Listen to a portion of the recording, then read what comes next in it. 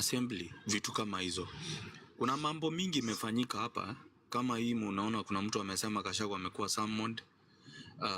Mfanyakazi wake mmoja alipigwa risasi last time, kuna mwingine amekufa, vitu kama hizo. So tuna deal na watu ambao they are ready kufanya kila kitu so long as watakuwa kwa power. So wewe tuambie way forward straight, wacha tu kwenda kombo hivi. No, that is the number one. What you're saying is the reality, but kuna wacha now, for example, let me give you something in ya ujui. Unaona ili tufike kwa Gachagua, do you remember our CDF, the former CDF? Yeah, Ogora was died in a designed way. Leave alone the design. Are you aware that it was not Ogora who was supposed to die with that crash? Are you aware of that? Gachagua alisema kama sikusikia vibaya. Okay, so then nimekuambia, okay, let me give you the here issue ni moja hapa, my brothers and my sisters. This is Kenya, this is our country. Once this country burns, no one is safe, nor our descendants safe. The far we are tuko vibaya. You wacha tu niwaambie tuko vibaya. And so the way forward, it is, and the discussion that we should be having, we as the youth, or yani sisi kama wa Kenya, generally Mkenya, whether ni youth ama ni nani, the discussion is, how do we salvage our country? And the way to salvage our country is one thing. We have to get away with the one, William Samoei Ruto. Last time, when the Gen Zs were on the streets, they were on the right track. They were doing the right thing. In fact, just to let you know, walikuwa tu like, nila walikuwa tu 9 wafike 10, but they messed up with a certain lie somewhere. Do you remember somebody stood in the name of William Ruto akasema, unajua, no, we are going to call the army, they are coming to the streets and whatever and everything. Do you remember that whatever hiyo kitu alipeana inaitangwa aje hiyo press alipeana akasema wanajeshi sasa wanakuja watakuwa kwa barabara wasaidiane na askari. Do you remember that? Yes. And you know, for the normal mwananchi and the Gen Zs and the whatever, you know, information was inadequate. These people did not know that this was a way ya kuuzia uoga. And so when the Gen Zs saw the military, you know, the abnormalities, the brutality that is manifested to them through the police. And so the imagination and their mentality was, sasa tumeongezwa wanajeshi, meaning we are dead. And you know, that's what made the Gen Zs to calm down. Wakaanza kuona ni kama wanajeshi wako hivyo. But for you guys... ugoja, ni nini ilifanyika Githurai na military? Na military? The work, let me tell you, and you need to be smart. Tunaelewana? We can stage something in Githurai, we can stage something in Kahawa Barracks, we can stage something in Langata Barracks, we can stage something in Lanet, so that you know it is the military. And the whole aim we have, it is number one, the military wanatuua. I want to let you know today. Naulizanga, ni nini watu, kuna watu waliuliwa Githurai? Yes. No, how many of them wengi? But it was not the military. That's where you are confused. Those are the things that you don't know. You don't know the truth of things. Tunaelewana? I want to tell you people, the Kenya military, it is called the disciplined forces. These are disciplined forces. That one should be understood by every one of you here. Tunaelewana? Yes. The military will not come out because there's an order from the president, go and shoot to kill. And then the military comes out and goes and kills. Tunaelewana? So it does not happen that way. And that's what you don't know, you people. Things don't work. With the military, the Kenya Defense Forces is not the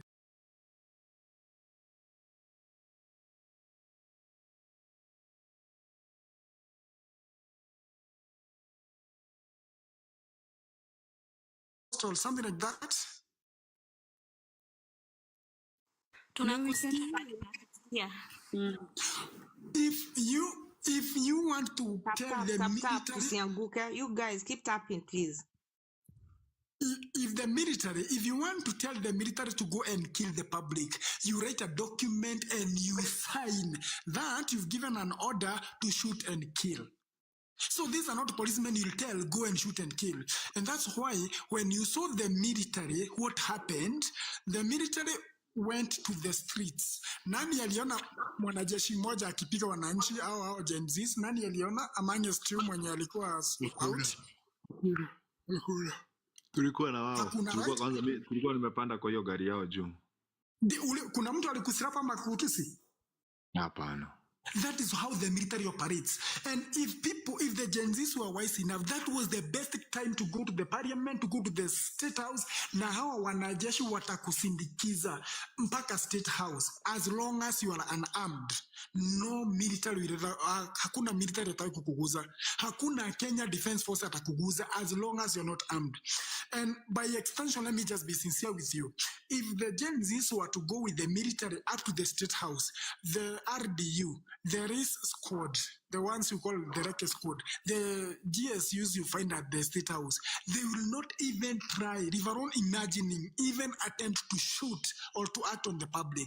With the presence of the military, the GSU doesn't work. The RDU will not work. They do not work.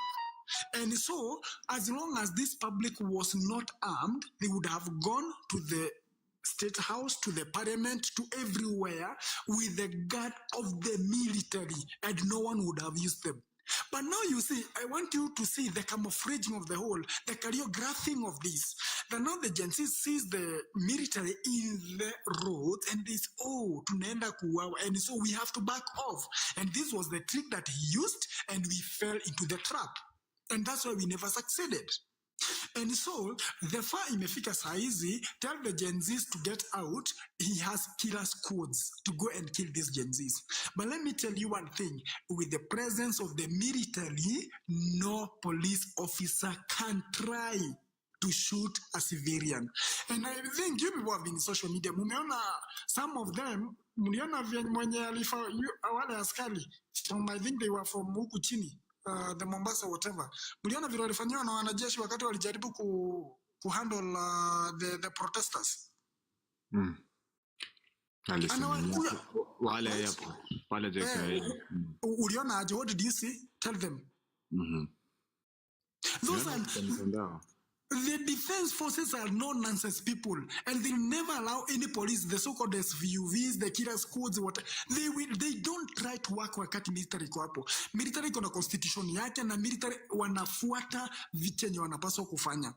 And so, wakati kuna presence ya military, it should not cause fear to any citizen, to any Gen Z, to anyone.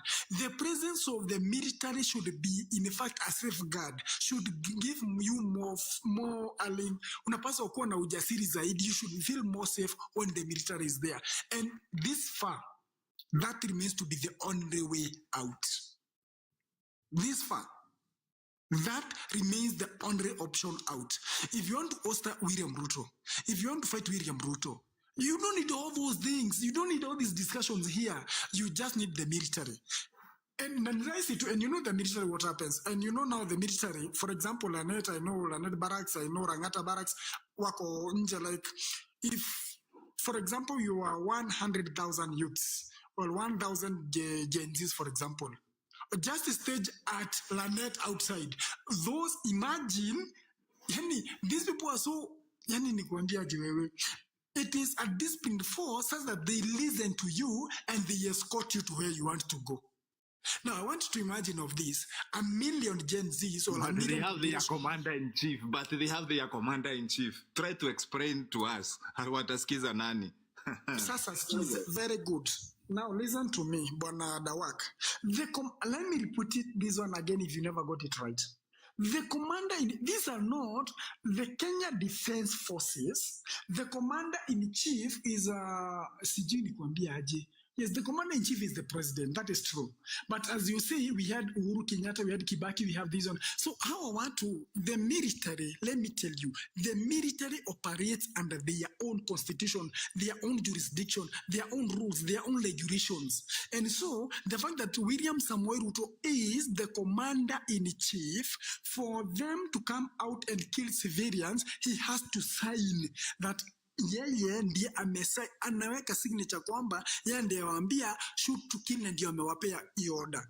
Now, that's what he can never do. And that's why if you reasoned well, to last time wakati wanajeshi walikuwa kwa barabara, walisema by their mouth, tumeenda kusalimia. And true to their words, walikuwa wanasalimiana na the public. That's what happened.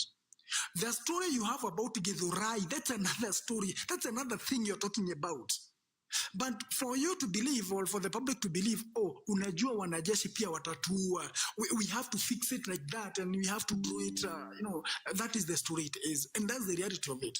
So don't think because he is the commander-in-chief, he will tell the, nyinyi wanajeshi, and then muue because I'm the commander-in-chief. That story will never happen. That one never happens. That one never happens. The military will only come in place where need be. Na nimekuambia what to avoid with the military. Always ensure you are not armed. Never, you have your smartphone, you have your flag, ensure you are not armed. The military will secure you to where you want to go. And that's why they are the Kenya Defense. The word is defense forces. They defend Kenya. They defend the country from both exterior and interior.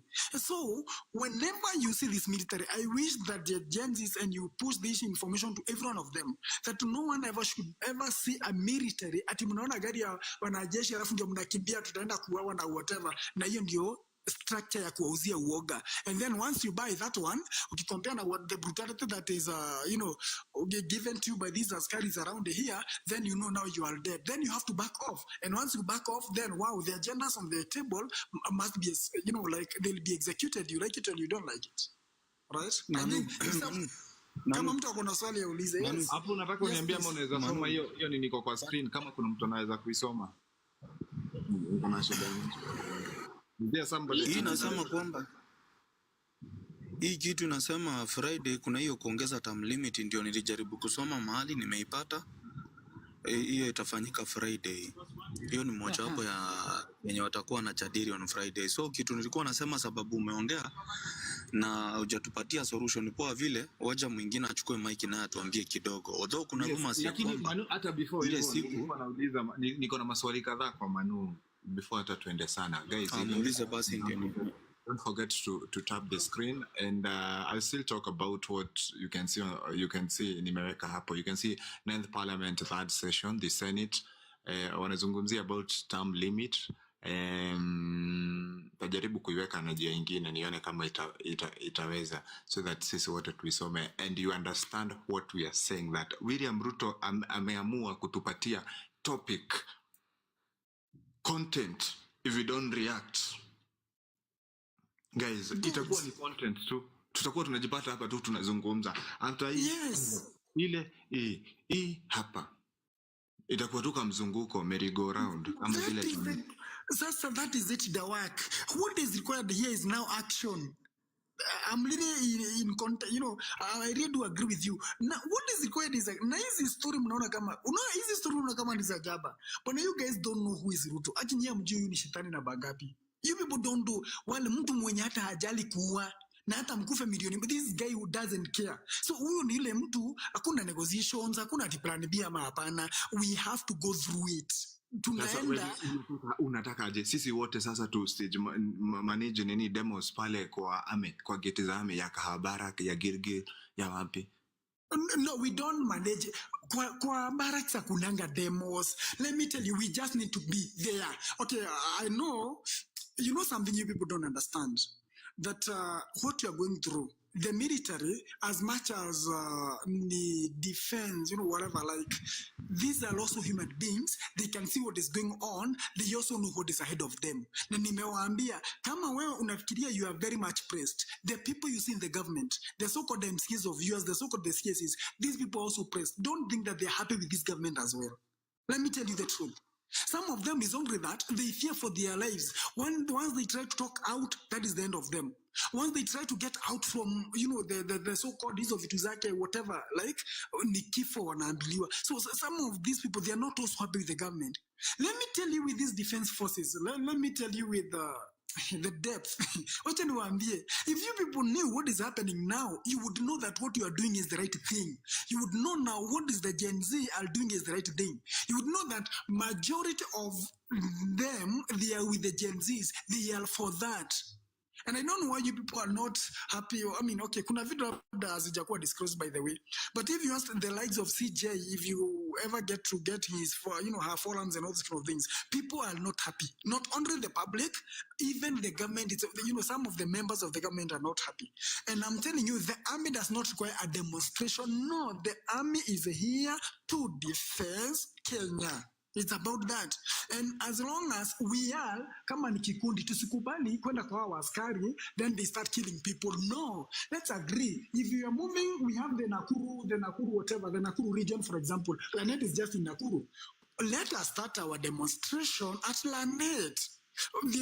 And how wanajeshi watawasindikiza mpaka State House Nakuru. If you're talking about the Thika one, the Nairobi, you have the Kahawa barracks, you have the, we have the Rangata barracks and all that. If you're talking about the side business, it's Nyandarua or whatever, we have the whatever, is it the Gilgil barracks and all that. That's what we are saying. A very simple thing. Na nimesha kuambia kama uko na wanajeshi kwa barabara, hakuna askari mwenye atakurushia tear gas, hakuna askari mwenye atakuuliza, hakuna askari mwenye atakurushia hiyo risasi. Unaweza tusaidia aje kama part of movement kwenda kupeleka kilio yetu kwa wanajeshi? Sisi wengine we are experts on social media, maybe tunaweza bapiga hashtag. Tunaweza guzisha hashtag hapo. Sisi wengine na wale wengine wenye wezi access hashtag. Tufanye, hebu tuambie unaweza tusaidia aje sasa? Kama hiyo ndo idea tutaenda nayo tusikike, sisi ndio tutaambia watu tuitumie.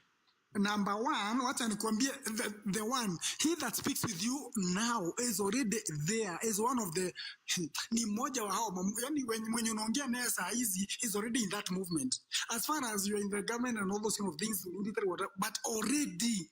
And when you should know that it is from a very credible source that you're getting this information. When I tell you, when we have the public in our gates, the first thing we are out with them and you are escorting them to where they are going. I mean, you need to use wisdom to understand the words that comes from the mouth of he that speaks with you right now. This is from very credible information, I'm telling you. It's a very credible source, I'm telling you. And Mesha Kwambia, don't think that because we have these uniforms, we are very happy with this government, we are very close to this government, we like what they are doing. Excuse me, I want to ask you, Dawak, do you think because I am in the government, when I go to hospital, I'm exempted? Alafu mimi he or she, whatever you think I'm an exemption? You think my mother, when anaenda kwa hospitali, my brother, my sister, you think they're exempted because I'm in the government? Excuse me. We need to understand each other here. And that we are tired. It's not about you and the public. Everyone is tired with this thing. And the earlier we act, the better. You think today it is with the public, tomorrow it is with us. Let me tell you. Mimi mamangu akienda hiyo hospitali ya lipi, I have to pay. My cousin, my wife, and so on and so forth. And so this is a thing that we are in it all together. All of us are in it. And so, and this advice you'll also get it from other platforms. When you are told the way is this, ensure you are unarmed, you don't have anything in your hands, ensure you stage before the barracks, you'll be escorted. And that is the only way you evade the police. Any question? Manu, kuna vitu mingi zenye umesema mingi, yeah. It's true. Nimesikia, I know about them. So, and you need to tell people that the army belongs to the people. The army does not belong to the president. Good. Even the defense forces, the army belongs to the people. When the people speak, the army listen. If the sword get lost, the army normally go back to the people. Manu, you have done a good job. At least we've been enlightened. Sorry for taking the mic from you, Maseno. Thank you for enlightening us. Pande yenyu ya majeshi and everything, the way you are giving us security. About Dawak, there's a bill that ulikuwa umeka hapo. And ni kuna place imeandikwa number 4, like term extension ya MPs. There's a guy who was talking to who sells cars na anaongeleshanga au ma very famous MPs na ma CSs. The guy aliniambia if they pitisha that thing on Friday, I'm telling you, sheria inaanza like they start wanaanza from year 1, like the 2 years that they've been in the government hazitahesabiwa because sheria inaendanga mbele. So wakitry unaona hapo mahali kuna red office of a member of parliament from 5 years to 7 years. Do you know watakuwa wamekaa kwa hizo maofisi 9 years? See the 5 years. because the two itapotea. Sheria upitishwa kuanzia mahali imepitishwa ndio inaanza kuhesabika. So I don't know guys what we do. I think it's a high time wametuzubaisha na stories za Rigiji ndio Friday ifike, because Monday ni holiday. Kesho ni Tuesday, watu watakuwa wamechoka. Mkirudi job, by the time muna create time ya kuweka placards na kuandika hizo maposters, mutakuwa mmesahau. I think it's a high time.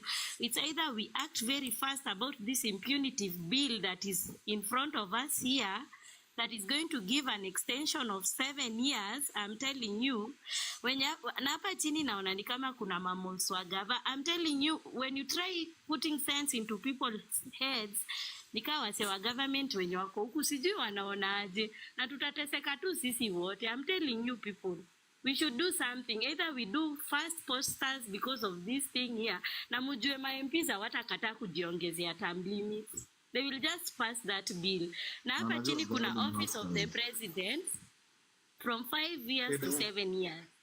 Yes, mujue tu watajiongezea. Yeah. I remember last time tulikuwa hapa hivi nilikwambia this thing of every day we wake up and we just go to the street without a plan. It's not good. We need to wake up, we need to focus, and we need to change the plan. Because hii plan here every day tunabeba mabango tunaenda kwa street. Ruto amezoea, government imeshazoea. We need to come with a strategy. Enye hata yeye mwenyewe akiamka hivi anastuka. Enye hata yeye mwenyewe akiamka hivi, and that is the best thing. Hii tukisema tunangojea tufanye nini 2027, it's not going to work. 2027 hiyo kwanza, kitu ya kwanza tofaa tusahau. 2027 hakuna election. Watu wengi wana ID.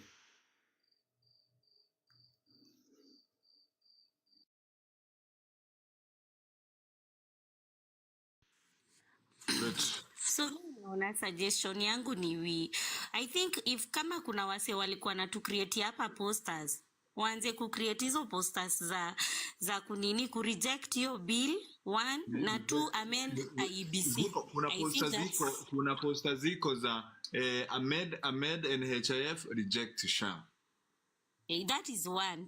2 kuna ya reconstitute IEBC.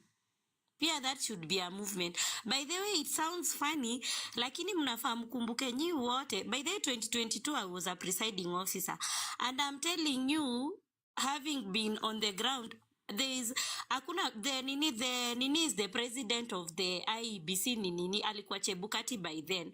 The same way muna valuing president, it's the same way sisi watu wa IEBC tulikuwa tuna value Chebukati, because he's the only one who can announce the president, and he's the only one maybe in case of an impeachment ama vitu kama hizo yeye. Ebu so many constitution, watu ni kama walishasahau. Mbona watu wamedelay kutoka waingizwe mpaka sasa, mbona hawajari constitute IEBC? Because they know what this can do. It is Chebukati who announced this guy, and it is only another Chebukati at least who can do so, I don't know. Because hatuwezi kiwa mtoto hawezi shindanga kwa makoti. We should have a system, guys. Yo bill msisahau yo bill. Yo bill Friday imefika, wajiongezea, tuendelee kukaa nao wakituibia huku. Ndio hiyo Sabina Chege na hiyo horticulture bill yake hapo, tushasahau food inaenda kupanda. Guys, let's create another some posters. Let's just do something ziende viral. Yeah, thank you. Okay, good. Moses. Yes, I'm here. Mimi nataka mkiwa na Manu mtupatie idea nyinyi kama military, mtupe idea tunaanza wapi? Mimi nachangia vile Manu amesema. Manu amwachambulia vizuri kinagaubaga kabisa. We are the one to protect you. Na hakuna vile polisi atatupia tear gas, hakuna vile polisi atawapiga risasi kama tunaona na macho. Tutawafikisha mpaka mahali mnaenda. Na hapo sasa ndo sisi ndo tutaingilia kati. Unaona hapo sasa ndo tukiona chenye nachamka tu hivi, we take over 100%. Kama unakumbuka ile wakati ya finance bill, ilikuwa msonge tu, amunge backup hiyo serikali, tungechukua hiyo wakati. We are in pain kuona vile watoto wa raia wanauliwa na si tuko tu. Si eti tunafurahia ama tumenyamaza, because hakuna vile tuta take powers in our hands just like that. We waiting for orders inaisainiwe, and Ruto cannot do that. Manu explain vizuri. So na tunataka action, by the way. Hata tukisema tupitie wapi ama tuende, tunataka action. Mustep forward. We're gonna follow behind. Aki 100%. Tuko sisi tumejitolea vitu mingi. Kukufa ni siku moja.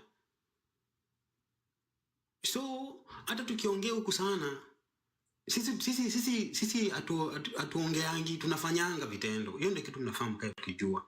Na ikifikia ni Kenya mahali imefika, tutatenda. So kama mnaamua demonstration wakati gani, tuko nyuma yenu kabisa. Tuko nyuma yenu 100%. Tutamwaga damu yetu juu yenu 100%. We are ready for that. We cannot let it go. We promise you. Na mimi nimeachia tu hapo. Juu hasira niko nayo. Niliwaambianga hasira yangu ni ya kuua mtu, si ya kucheka. Manu, mimi niko na maswali. Mimi ningependa kuuliza why can't the military join us when we go for another maandamano? Kwani mnangoja watu wakufe sana ndio sasa nyinyi muamue kutu rescue? Why can't you guys just talk within each other na mtu join na tumalize hii mambo mara moja once and for all? Ameshapata na idea. The idea yenye mpatana ilikuwa very simple. There's no how wanaweza toka tu kwa barracks wakule tu kwa street like that. Hapana. Ni sisi tunapata tu kwa call out. If we call out on them, they're going to support us. If we kama sisi hatuendi kwa call out, they're not going to move out from the barracks.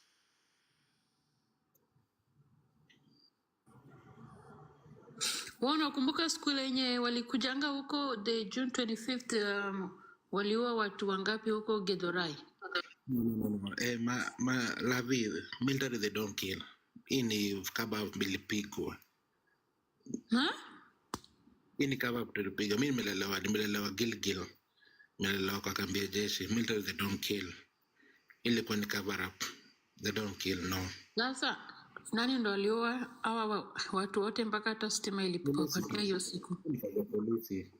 Mbona mko na nini hapo? Mko na Reke squad. We need to talk about solutions now. We know there's too many problems to just name a few. Now we should just talk about the way moving forward. Mimi naona Friday na huyu jamaa hao watu wa parliament wakishapitisha 5 years to 7, wallahi bila hakuna nchi hapa tena. Hapa sasa ni slaves, that's it. We are gonna be foreigners and that's it. Lavi, the solution imeshatolewa vizuri. Ni sisi tujipange. Ni sisi tutafute siku. Tuseme from this day. Acha tukae kwa streets. But there's a way tunaweza panga hizi vitu ya behind the scenes hapa kwa platform. Mimi niko na suggestion. Juu hapa tuko na enemies. Juu kuna watu wako hapa pia ni traitors. Mimi guys niko na suggestion guys. Unaona watu wote wenye wamekuwa kijifront kama leaders wa hizi movement zetu. Waende watu wafungie mahali pamoja, watoke kama wametupea date. Exactly. As long as mtu akona influence, ikuwe ni influencer, ikuwe ni nani. Yeah. Ni ukweli. Watupea date. That is hiyo no kitu yenye tunahitaji kila mtu aanze kudemand kwa influencer wote. Watupea date. Tunataka tu date peke yake. Mimi naona hapa pia kwa tumetoka tukiongea mwaka mzima. But we are wasting so much time, yeah? Na energy. Tunaongea no solution. 2 years down the line we tumeko tukiongea. Nothing is changing. Can I ask a question? Watu wenye wako shags, please, skip injecting huko ushago. Watu wengi wako huko mpaka hata na wajui Ruto ameshauza nchi. Shags huko sana huko ushago. Mtu ushago tena nao. Watu wenye kwa Nairobi, watu wenye kwa karibu na Nairobi. Na deny issue sasa kwenye tuko na hii. Na big cities, sio Nairobi peke yake. big Yeah. cities, Could you talk about the solutions that we've everywhere. spoken Tunatake about? cover. Because I don't want this life to end Well, thinking that tunaongea tuna solutions. Tumeongelea solutions mingi sana. Mingi. No, this is Tafadhali. the the best big one. five. Yes. The big five. Good evening. Oh, good morning. Welcome. Thank you. We nimetoka job nimekimbia nikihope ni wakute hapa hivi. Juu hii kitu ya Senate mimi naona hii kitu ya Friday tumeisha. Now tumesikia solutions mob. I'm wondering what can we apply that will stall or something. Hii nini bill isipite Friday. I hope you guys had a great day. Hey, Good. good idea. God It's a help good us. question. Ni nini It's a good tumefanya question. out of all those things? Ile kitu watu wanafaa kumbuka, Nairobi ndio roho Can ya I town suggest zote. something? Nairobi ndio For ndio Friday, roho. for Friday 8 a.m. The 9 a.m. No, Nairobi ndio roho ya town zote. If Nairobi is going to work, ujue watu huko kwingine kote itatii. Exactly. Nairobi, Mombasa na Nakuru. Those are the main. Nairobi tu, ukiona tu watu wametoka tu Nairobi, ujue Mombasa watu watatoka. Nakuru watu watatoka. Na watafanya tu the same thing. When? Sasa tunataka sasa the ring leaders sahi waambiwe like this is what we need. Tutaki story ingine, tutaki mambo ya wanaenda kwa ground watuambia tu wana hii plan ya kungojea IBC. We don't need the IBC. Sahi we need everybody government. Guys, can I speak kindly? Auntie Mama, what are you saying? Good evening.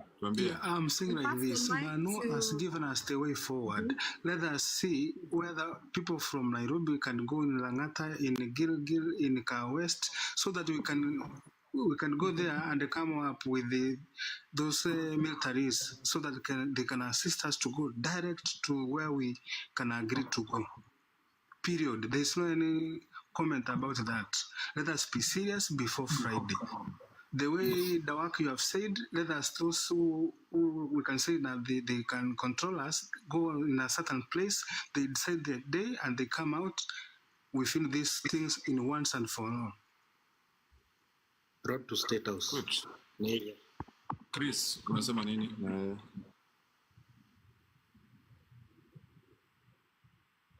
Chris. Before we end, I just want to announce the fact that kama unaingia kwa hiyo Telegram group ya Dawak, tafadhali there is a Telegram link hapo kwa profile ya Dawak.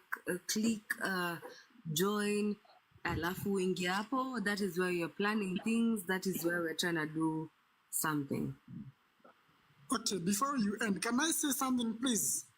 Hata siendi sahi. Nataka Chris Mulo aingie. Ndo tunaanza, bado mapema. We still got time.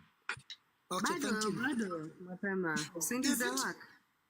Yes. Mulwa, are you here?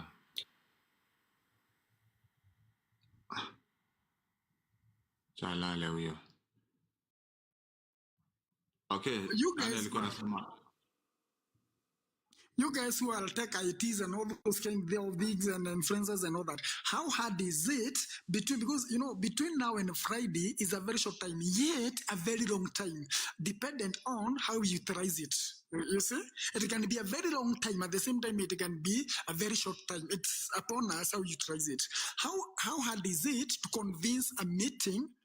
For example, we had the other day, we had the meeting on X, such that we will have over 1 million gathered together, and then we come up with one voice. How hard is it for us? That is number one. Mtu kwanza anijibu hiyo. How hard or how simple is it? There is some level of unity. Do you agree that there is some level of unity for that to happen? Exactly. Can I tell you? Squeezy people don't fight for issues. They have their wanna fight for their personal reasons. Kwa hii movement. To call out 1 million people is very easy. Very, very easy. Na watatoka. Going in, as long as they know that the military is going to back them up, they are going to come out Very soon. immediately. And, you know, let us. Hawa influencers mtu yote akona kitu yani mtu yote anaweza influence chochote.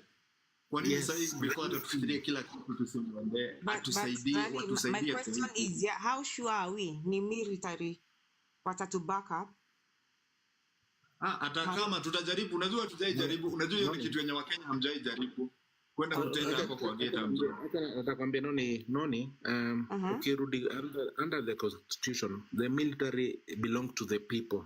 Unaonanga ile sword yenye president upatiwa anakuwa CNC, inamaanisha power iko kwake, by the people amepatiwa as a control the military, but the military belong to the people on the ground. If they walk to the military, bado wanapatiwa, bado kuna ile power. Kama the same way we went to the parliament tukachukua the ile nini tulichukua from the parliament.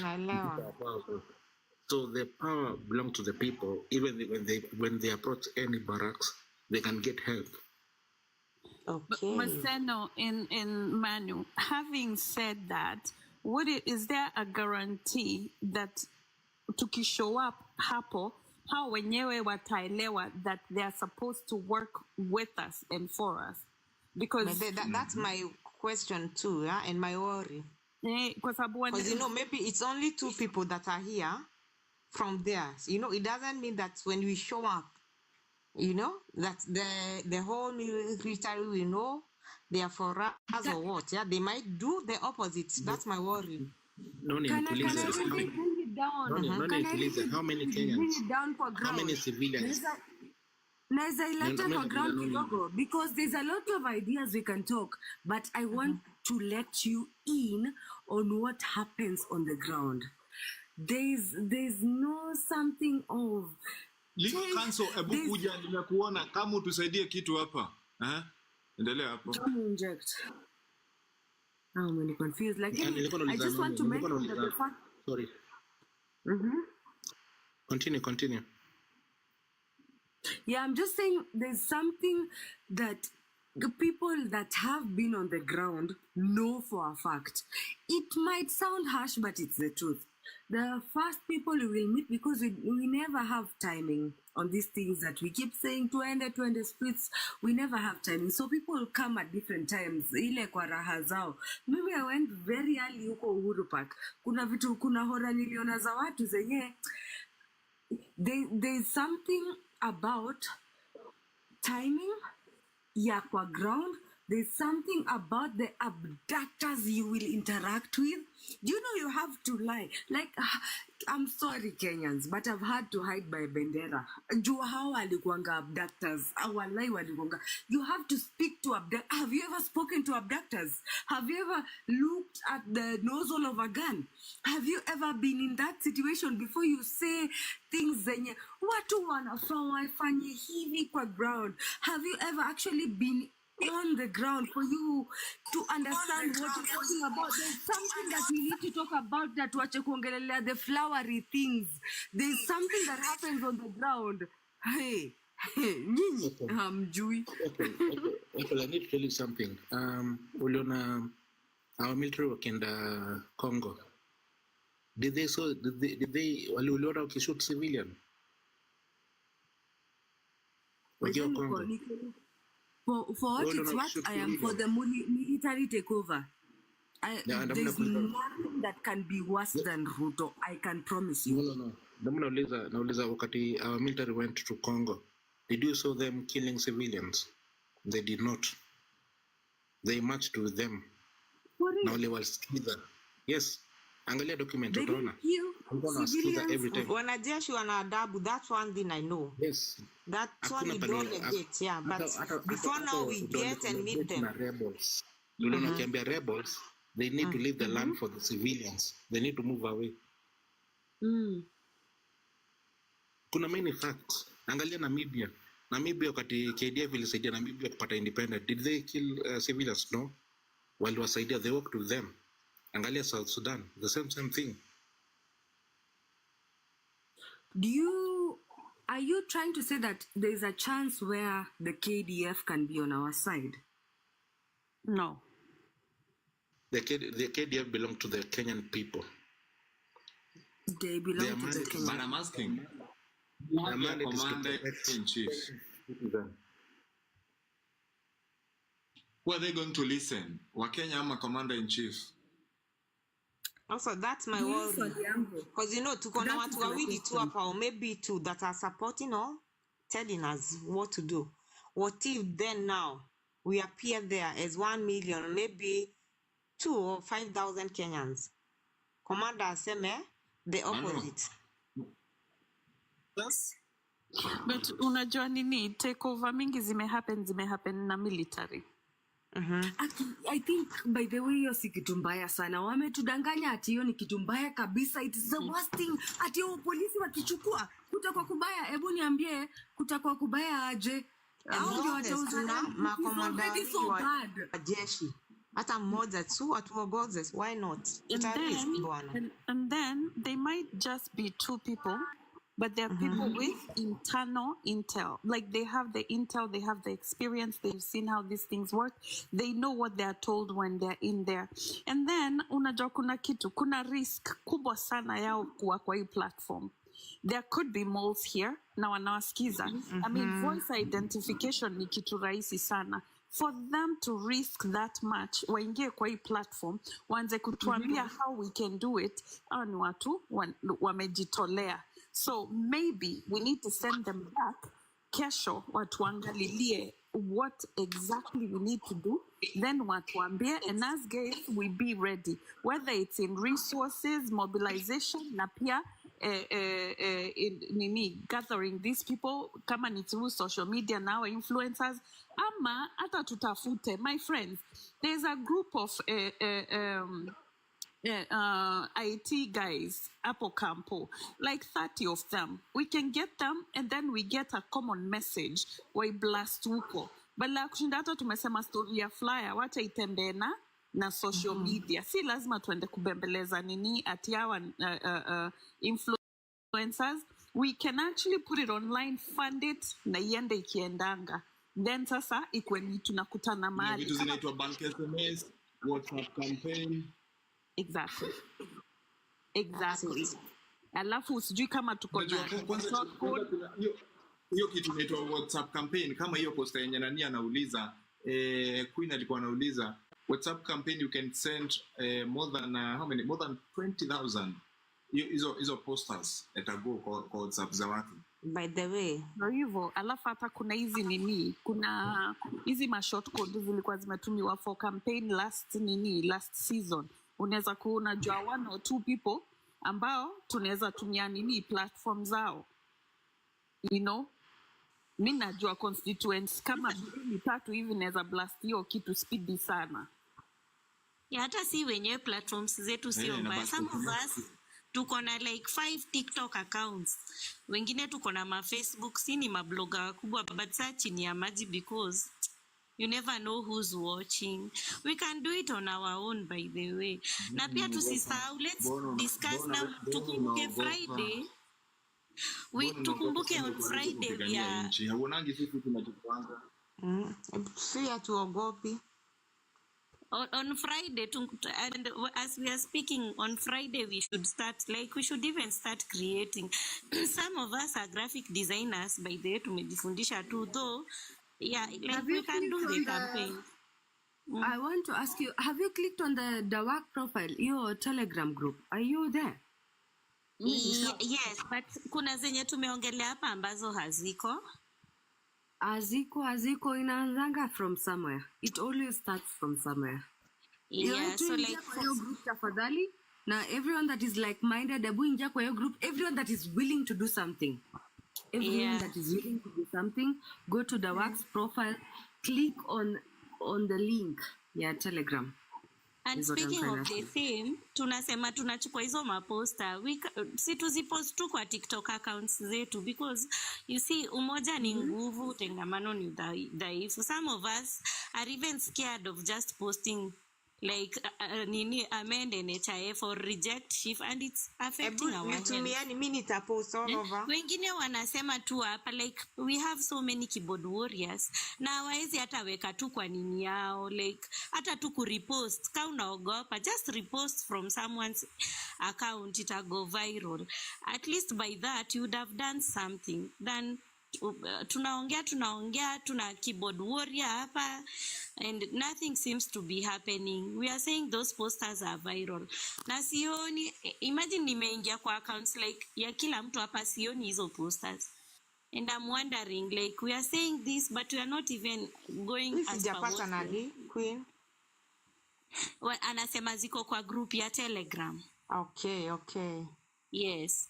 So like unaona kama hiyo jenzi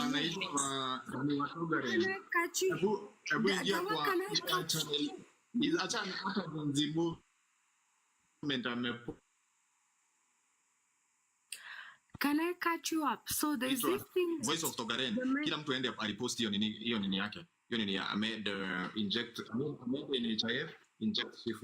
Yes hapo. Nani amepost kwa group yake? Nani amepost kwa account yake? There's a very serious agenda that is happening. There's a very serious agenda that is happening ya posters. Tunataka kuflood all counties with posters. Wanamka the day before bunge wanapata hivi, stop Adani everywhere.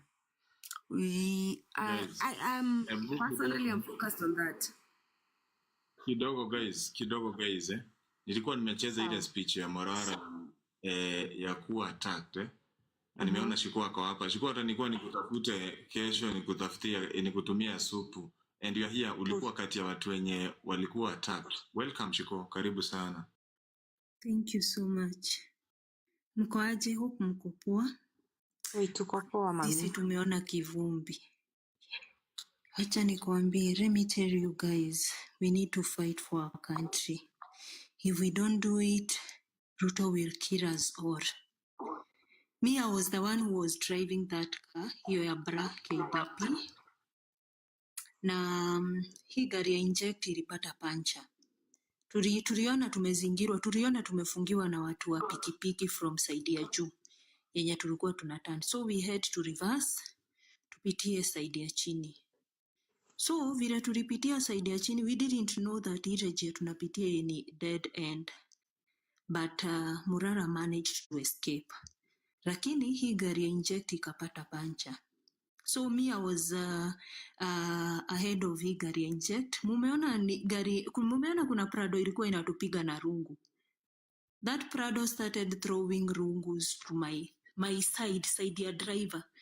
So walikuwa wanarusha rungu na wanarusha hizo visu za Wamasai. So me, I'm still traumatized. Haikuwa rahisi. So I felt like haitakuwa good idea nikiacha walikuwa boys wamejaa kwa hiyo gari ya inject. So I decided, vile niliona gari imekuwa slowed down, hawawezi kuenda sana, I decided to turn. So unaona niko speed ya 120, 140, I decided to make a U-turn. Niende nikutane na hawa watu head on. Ndio at least our guys were manage kutoroka. But now, vile hii gari ya inject ilinipita, nikaona ina move, decide tena ni make a U-turn, niingie, sasa nikuwe nimefungia ile, what do we call it, hiyo Prado ya hao watu, niifungie. So tulikuwa tunafukuzwa na KCJ na KDH, they were 2 vehicles. So KDH ikanipita ikaenda mbele. So nikashindwa sasa, what do I do next? So vile nilijaribu na reverse ndio nifungie hiyo gari ya nyuma, ndio wale watu walinirushia visu sana. Na sikuwa na option, hiyo gari yao nayo ikanisukuma nikaingia kwa ditch. So kujaribu kutokea, wale already walikuwa washashuka na wameanza kututandika. So wale walikuwa kwa gari ya inject, the guys, I told them run. So they managed to stop the car, wakatoroka wakaingia kwa msitu. And now wenye walikuwa kwa nini, wenye walikuwa kwa hii gari yangu, they managed to escape. Now this Kagai, this Muture, ni yeye tulikuwa tumefuatana na yeye, mimi niko mbele yake nimekimbia na yeye ako nyuma yangu. So vile walifungua ile gari, walifungua kama wameni point na panga. Unaona hii side ya kukata, hii side ya kukata ndio walifungua kama wameni. Huyo mmoja alikuwa anataka kunikata, but vile alipata ni mwanamke akarudisha panga chini akapiga mdomo. That means wale wanaume walikuwa, I had security guards wa Morara with me, wali manage kutoroka, tukabaki na huyu kijana junior alikuwa next to me.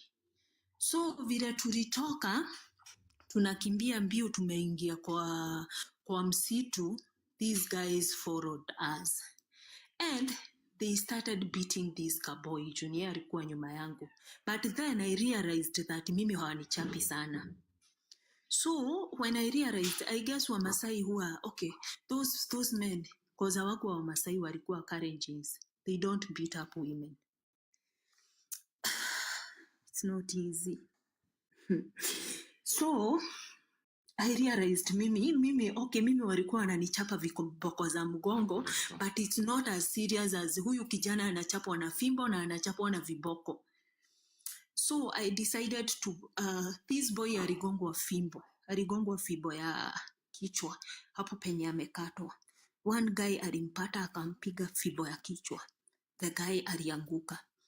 So I decided now I cannot run anymore, I need to go back. So I slowed down and nikaanza kurudi. Nikamwambia, please don't kill us, spare us. We just want a better Kenya. And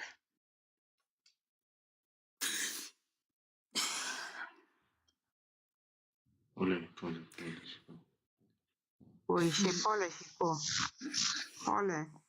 Pole mami, pole, usilie.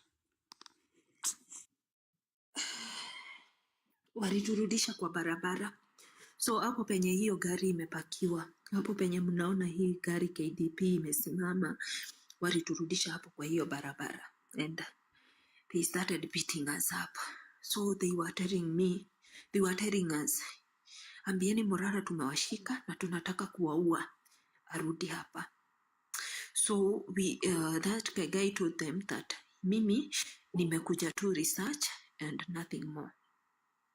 And now they started telling this kaboy that wewe ukifuata Morara kwani haukuwa na akili, tunataka kuwachomea kwa hii gari ndio mkuwe funzo kwa wengine. You can imagine there were like 7 to 10 guys, walikuwa wanaume karibu 10. So they started concentrating so much on this kaboy, and I pleaded with them, nikamwambia, do whatever you want to do with me, but this boy is yet to reproduce. At least mpeni tu opportunity aende atibiwe hospitali at least. And they told me, toa hizo manguo we mwanamke, toa hizo manguo, tunataka ukue funzo kwa wengine. And I told them, ninatoa, wachaneni na huyu kijana, oneni already anatoa damu.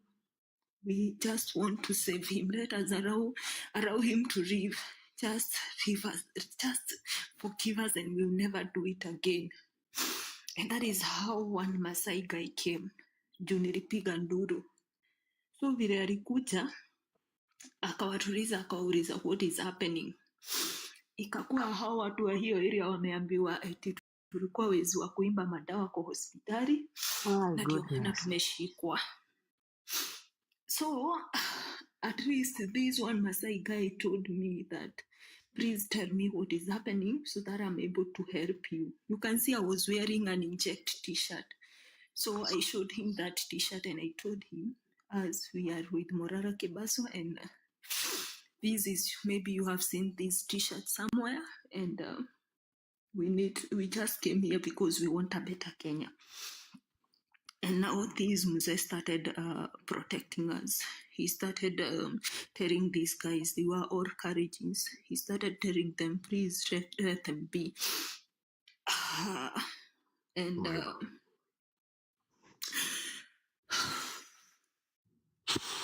They never stopped.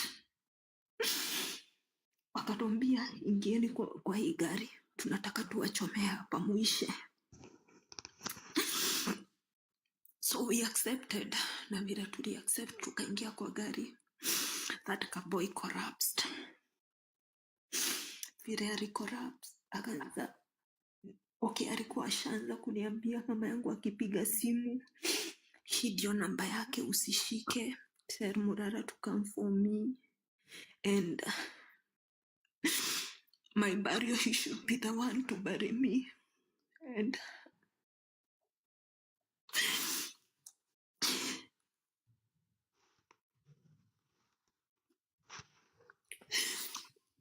Shiko usilie sana. Wanaweza agusha live. Please, Alafu pia, no, I want to hold Chico's hand. Please continue. Naelewa, una mute kidogo ukisikia uko emotional.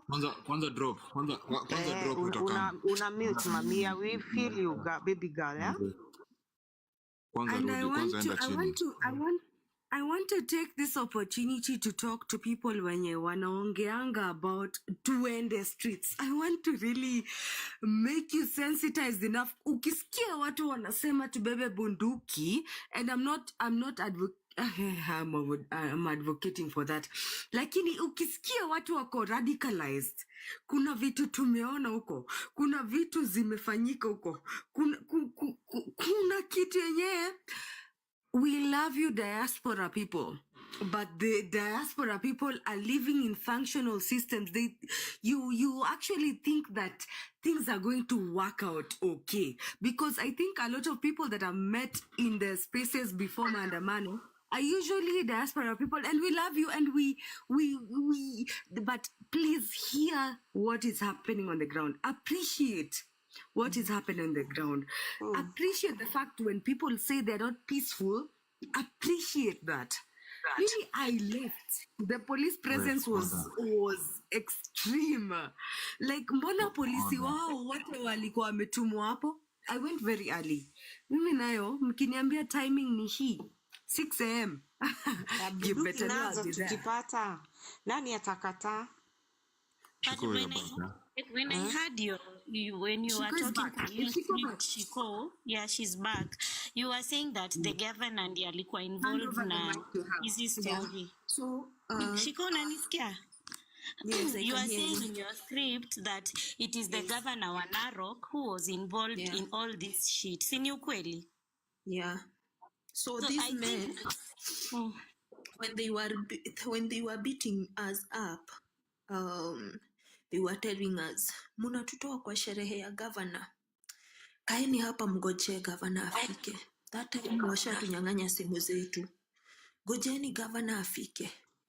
Munawezaje kututoa kwa sherehe? Governor anakuja saa hii.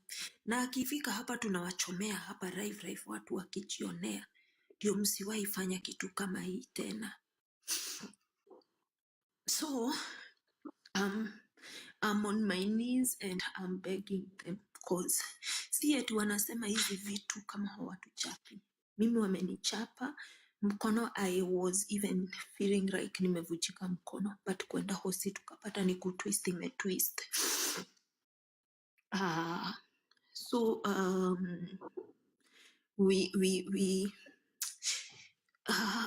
so mimi nilisimama kwa barabara nikawambia tafadhali msiniue.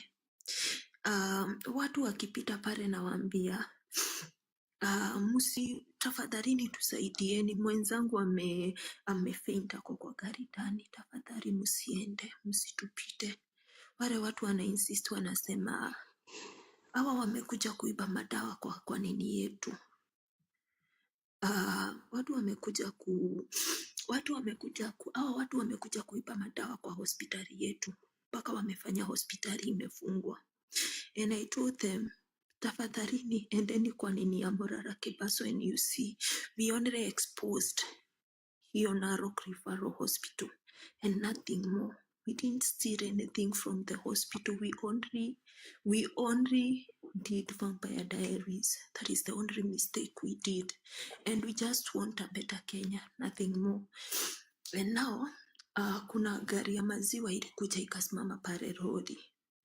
So there was a pro box and 2 pro box and 2 harriers. So vile hao watu waliona watu wameanza kuongezeka, they drove away. There was a call which was made to them. Walipigiwa simu. Kupigiwa simu, they dropped our phones there and they left. Wakacha yule kijana akitoa damu. So vile walimwacha, I had no option than now to talk to one mzee. Juu sasa unaona ni sisi wawili, wale majamaa wengine wanatuona wanatoroka. So I had no option than to talk to one mzee there. Nikamwambia tafadhali, wacha nikuachie funguo za hii gari, wecha tafuta tractor. I will call my guys to come back here. Wacha nikimbishe huyu hospitali because we managed to tukamtoa viatu akaamuka. You know, it was raining and he was bleeding, so I guess he collapsed because of the shock. Nikaongea na yeye, vile aliamka nikamwambia please nitafutieni pikipiki nimpeleke hospitali. Wakaniambia tunarudi kwenye tulikuwa tumetoka. Nikamwambia no, is there anywhere else tunaweza enda apart from hiyo side tumetoka? Wakaniambia lakini it's like 45 minutes away. And I told the guy, it's okay, we'll pay you, just take us. And that is how I took him to the hospital. So Morara started coming back because he had to go to the police station, achukua maaskari ndio warudi. So sisi tukitoka hosi tukapata yeye asharudi na hao majamaa wengine wetu wamerudi na wametoa gari kwa ditch. So that is what happened, and haijakuwa rahisi. We are still traumatized, but we thank God. Mimi, I got to a point where I had given up and I saw death. Yani umeifika to a point unaona death, umechapwa, umefura everywhere. Nilikuwa nimefura everywhere. Uliona hiyo kitu ya bunduki inakangaje? Waambie vile hiyo kitu ya bunduki ikikuwa pointed on you inakangaje. Ulikuwa unadhani utaiona hiyo kitu in your lifetime? Hawa watu walichomoa, okay, ile place tulikuwa tumeenda. That is where vita between Maasais and Kalenjins start. So pale ukipiga duru, watu wenye wanatokanga na bunduki. So wale wazee wenye walirudi wakakuja hapo, wote walikuwa na bunduki. Hawa nao wako na bunduki zao. So it was not an easy experience for us, but we thank God none of us died. They were there to kill us.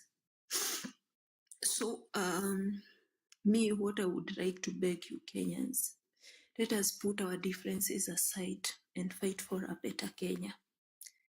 Saizi kuna nini nimekutumia nani? Kuna document nimekutumia January. Not January, Dawak.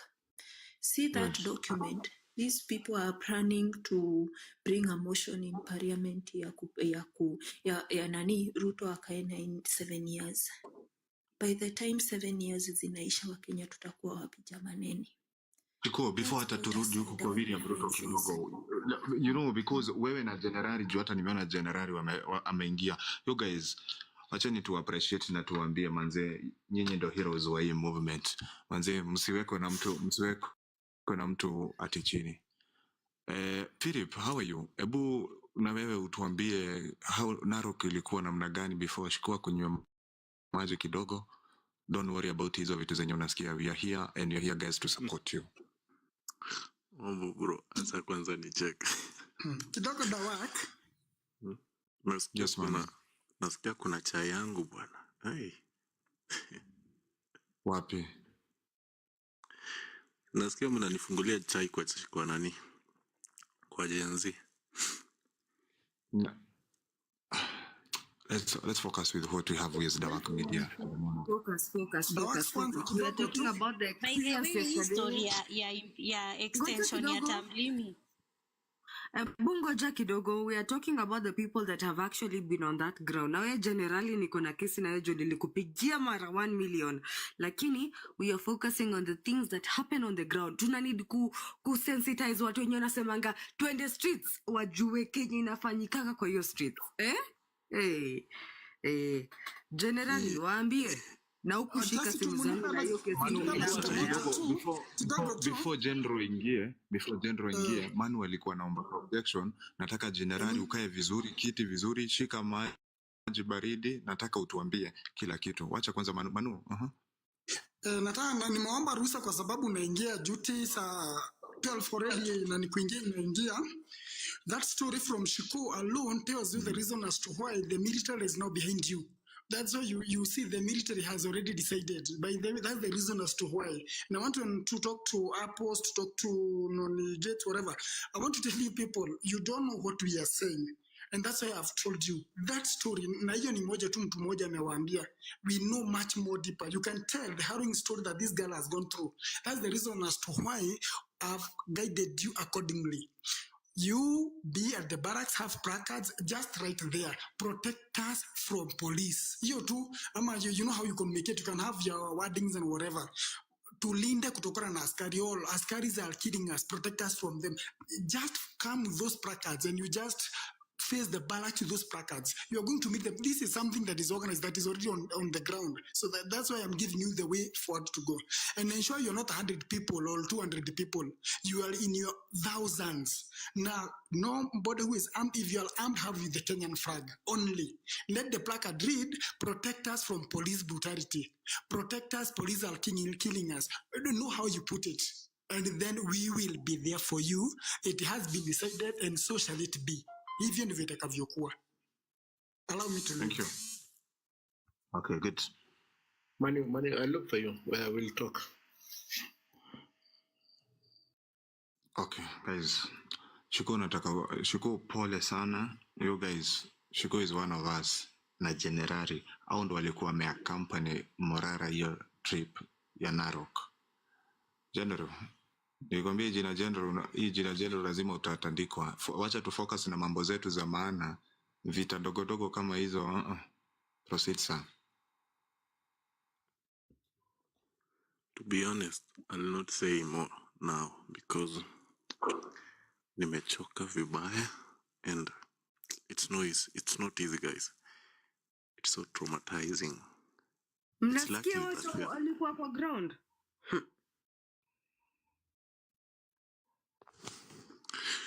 It's for real. Niongea ama ninyamaze? Ndio. Ni wewe tunasikiza. Niwe tunasikiza na hebu ongea kabisa. Guys, mimi, it's by God's grace that mnaona Shiko wako hapa.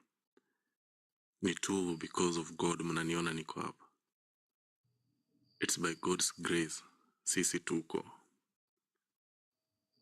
On Saturday, that was our last day. Mngetusikia sauti. All that you could be doing right now is commenting RIP, RIP, RIP. Guys, it was hell. Gisikia nimwambia it was hell on earth.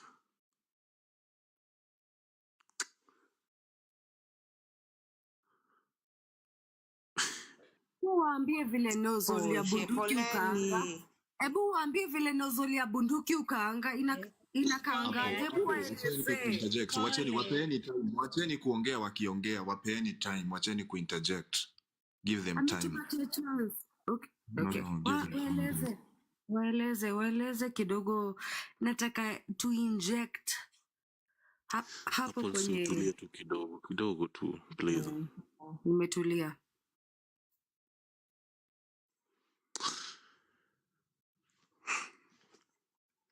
Kwa hiyo group yetu wenye walienda huko wote, to be honest, wengine wanaka strong but they are not.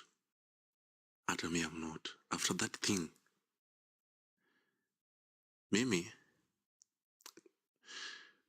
Shiko really saved our lives. Hiyo nani nimewambia. And this lady really deserves the respect. Shikuwa litan gari kuturudia sisi. Mahali kuna nini. Hata ingekuwa wengine maybe hawangerudi. Mimi niliona wameinua panga wanataka kuweka kwa shingo ya Shiko for the first time, nikapiga nduru kwa machungu. So it's so luckily that waliona she is a lady. Maybe jamaa kashikwa na huruma. But kitu tuliona, mwaifika mahali, yani mnaepa lakini mnasema nasonga hapa mbele lakini kitu itafanyika, let it happen. Mimi sikujua tutatoka live.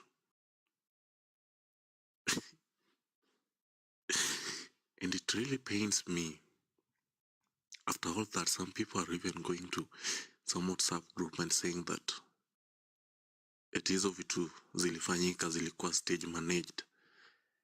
How can you stage manage kitu kama hiyo? Ni kama mnataka kuuawa. You guys have kweni hata na utu, hata kama ni wivu mko nayo, surely. We never went there kuiba kitu ya mtu. We never went there kupigana na mtu. And after all that, mtu bado anakuja eti namwona hawa anapigwa kila siku. Kwani kupigwa mtu anaweza kuwa ready kupigwa? And haikuwa vita ya mkono. Visu, panga, marungu, mishale, bunduki, kwa msitu. Pale hata tungeuawa maybe mwili zetu, wengine wetu hata mngepata mwili.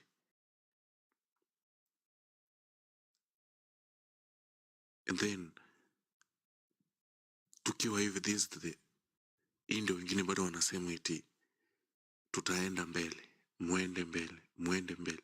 Mbele gani? And to be honest, Ruto is not our biggest enemy. We ourselves, sisi ndio maadui ndani yetu. Sisi, in some of us, are even worse than that man. Kuna wakati mwingine tunafanga kuweka our differences kando. You have to imagine it was you ungefanyiwa hivyo.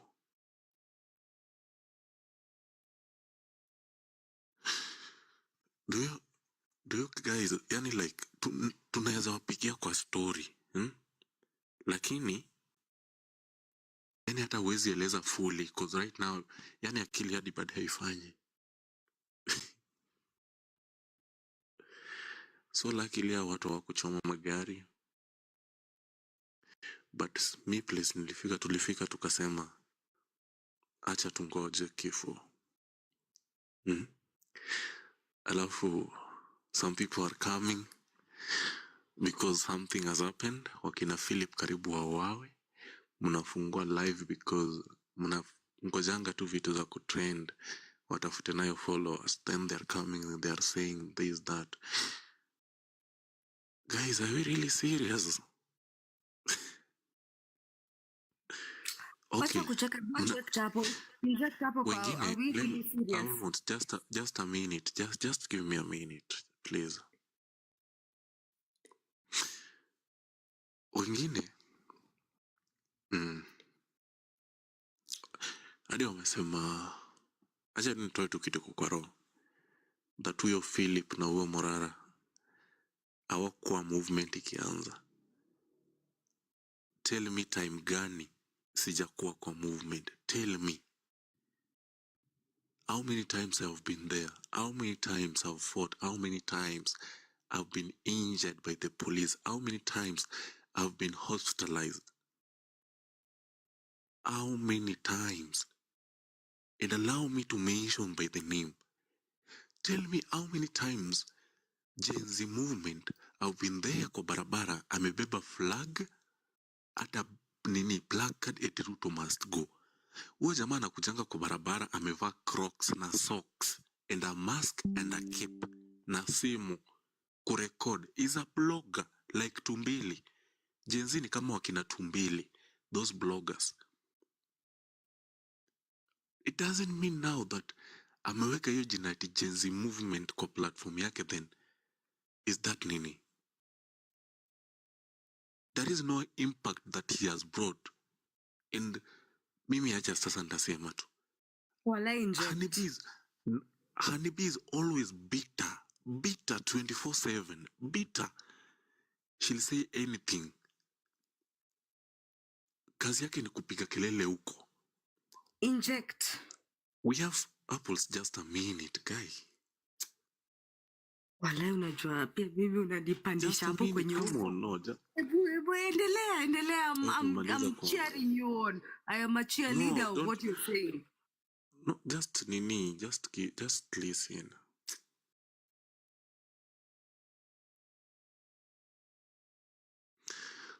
B is always bitter, making noise kwa TikTok, every platform.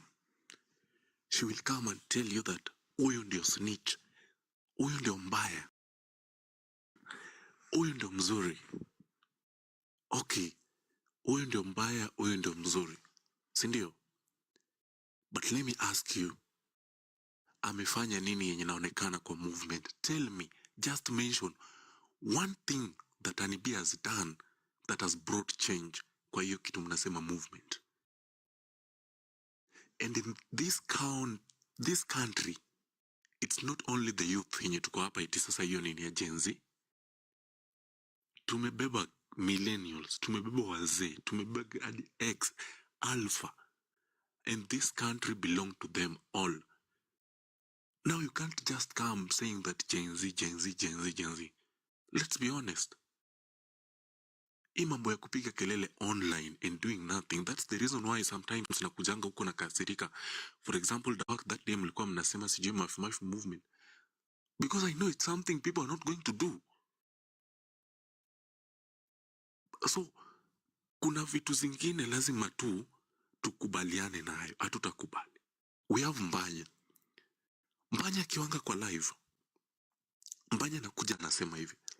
Utasikia Mbanya amesema, nchi yetu inaenda tu hivyo. Morara amekuja kuleta distraction. Tumefocus kwake. Tumesahau sijui 7 years. Watoto wetu wakiwa kwa barabara. Me the first time nilijua Mbanya ni the time hiyo time ya nini enda Russia. Watoto wetu sijui wanafanya nini. Nini. Yesterday was Sunday.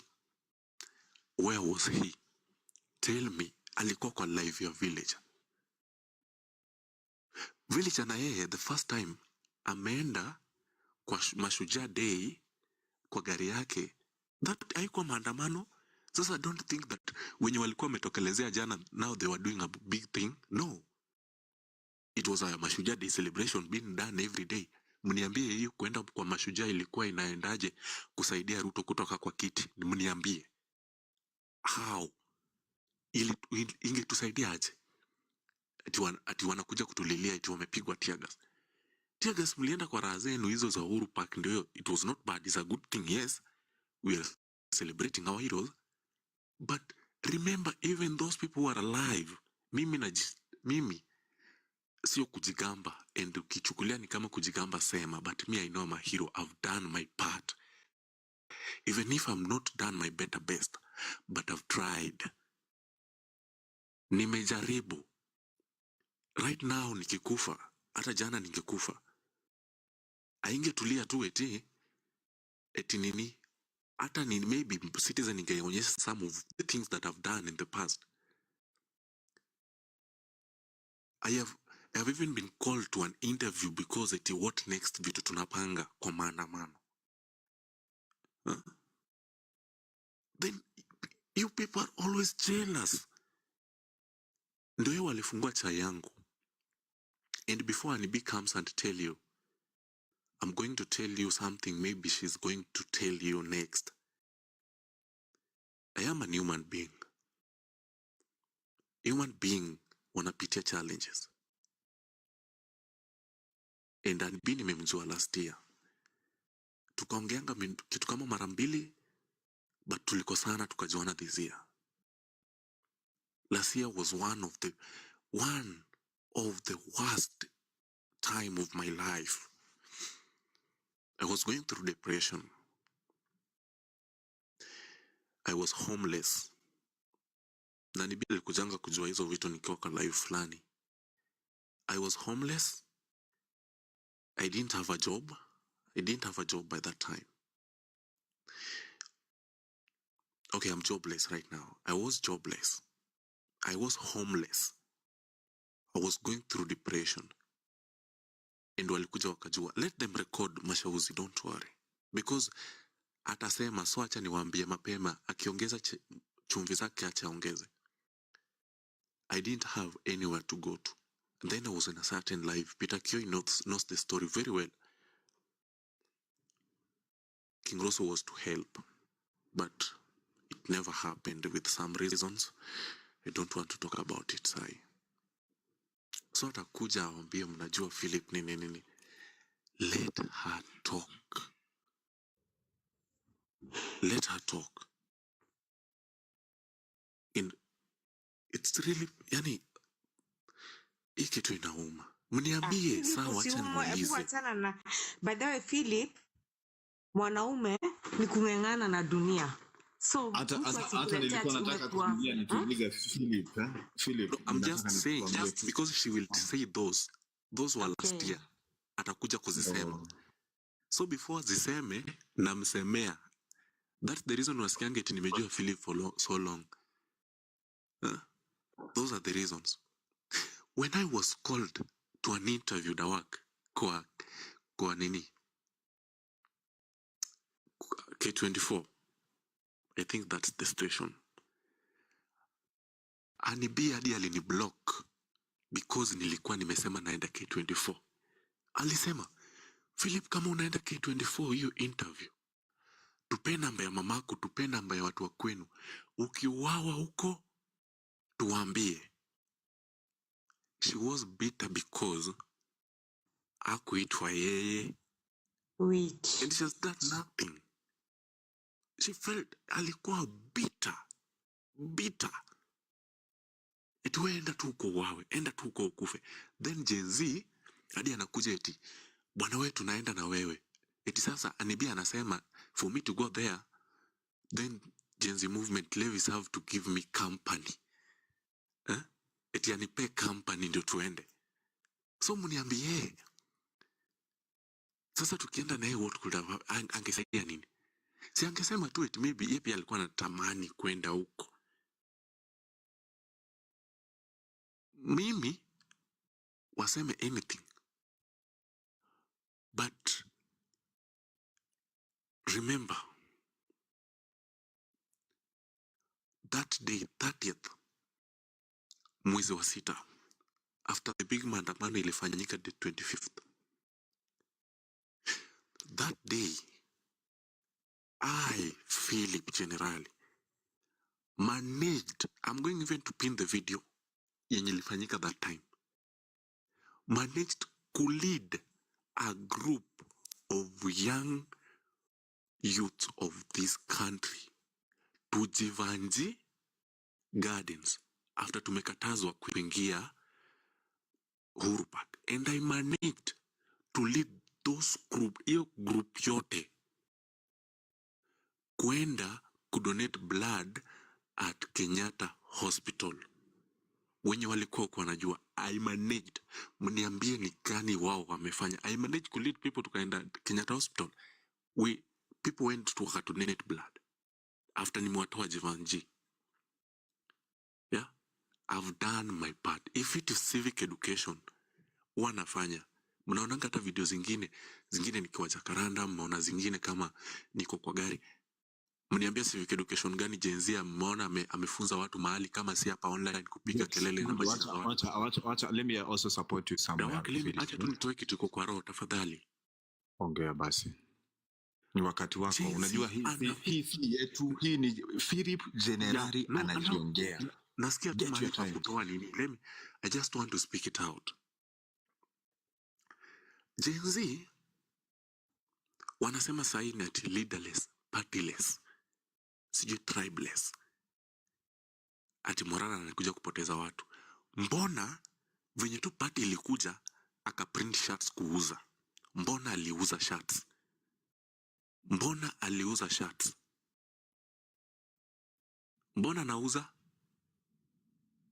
Na mbona na feel vibaya kama imetolewa kuuza shirts?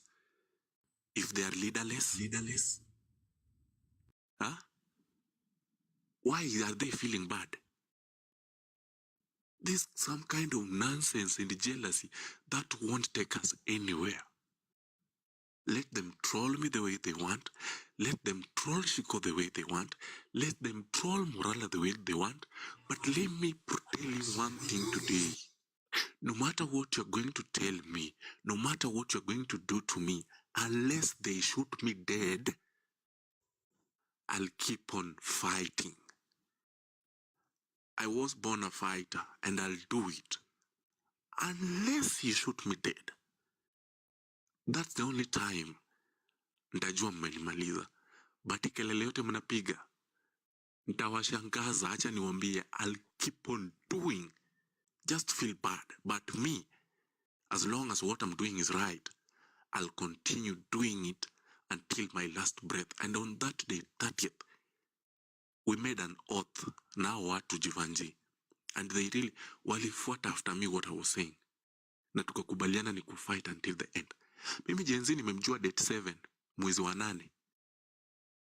Akindafuta eti mambo ya 8. That was the time nilijua Jenzi. And if that man of the times nimemmeet hata azifiki 10, azifiki 6. So let them do. And let me tell you one thing. Not everybody who makes noise, not everybody mwenye anaongea nini are part of you. You never know. Maybe they are the ones wenye washalipwa kuharibu hizi vitu because wanajua eti hiyo platform yake ndio mnaendanga kukaa. Let us call a spade a spade. Na lazima tukubaliane, nikiwa mbaya, Philip akiwa mbaya mniambia niko mbaya. Lakini msidhani talking negative about me will make me shut up. Fuck you all. Fuck you. I won't stop. Shame on you kwanza. Do whatever you can. Kalia mkono ya katikati. But me, you're trying the wrong guy. There is nothing I've not seen in this world. And I might tell you that I'm a fighter. I am. I have overcome a lot. And whether you like it or not, whether you join us or not, we will make sure that we bring a change in this country.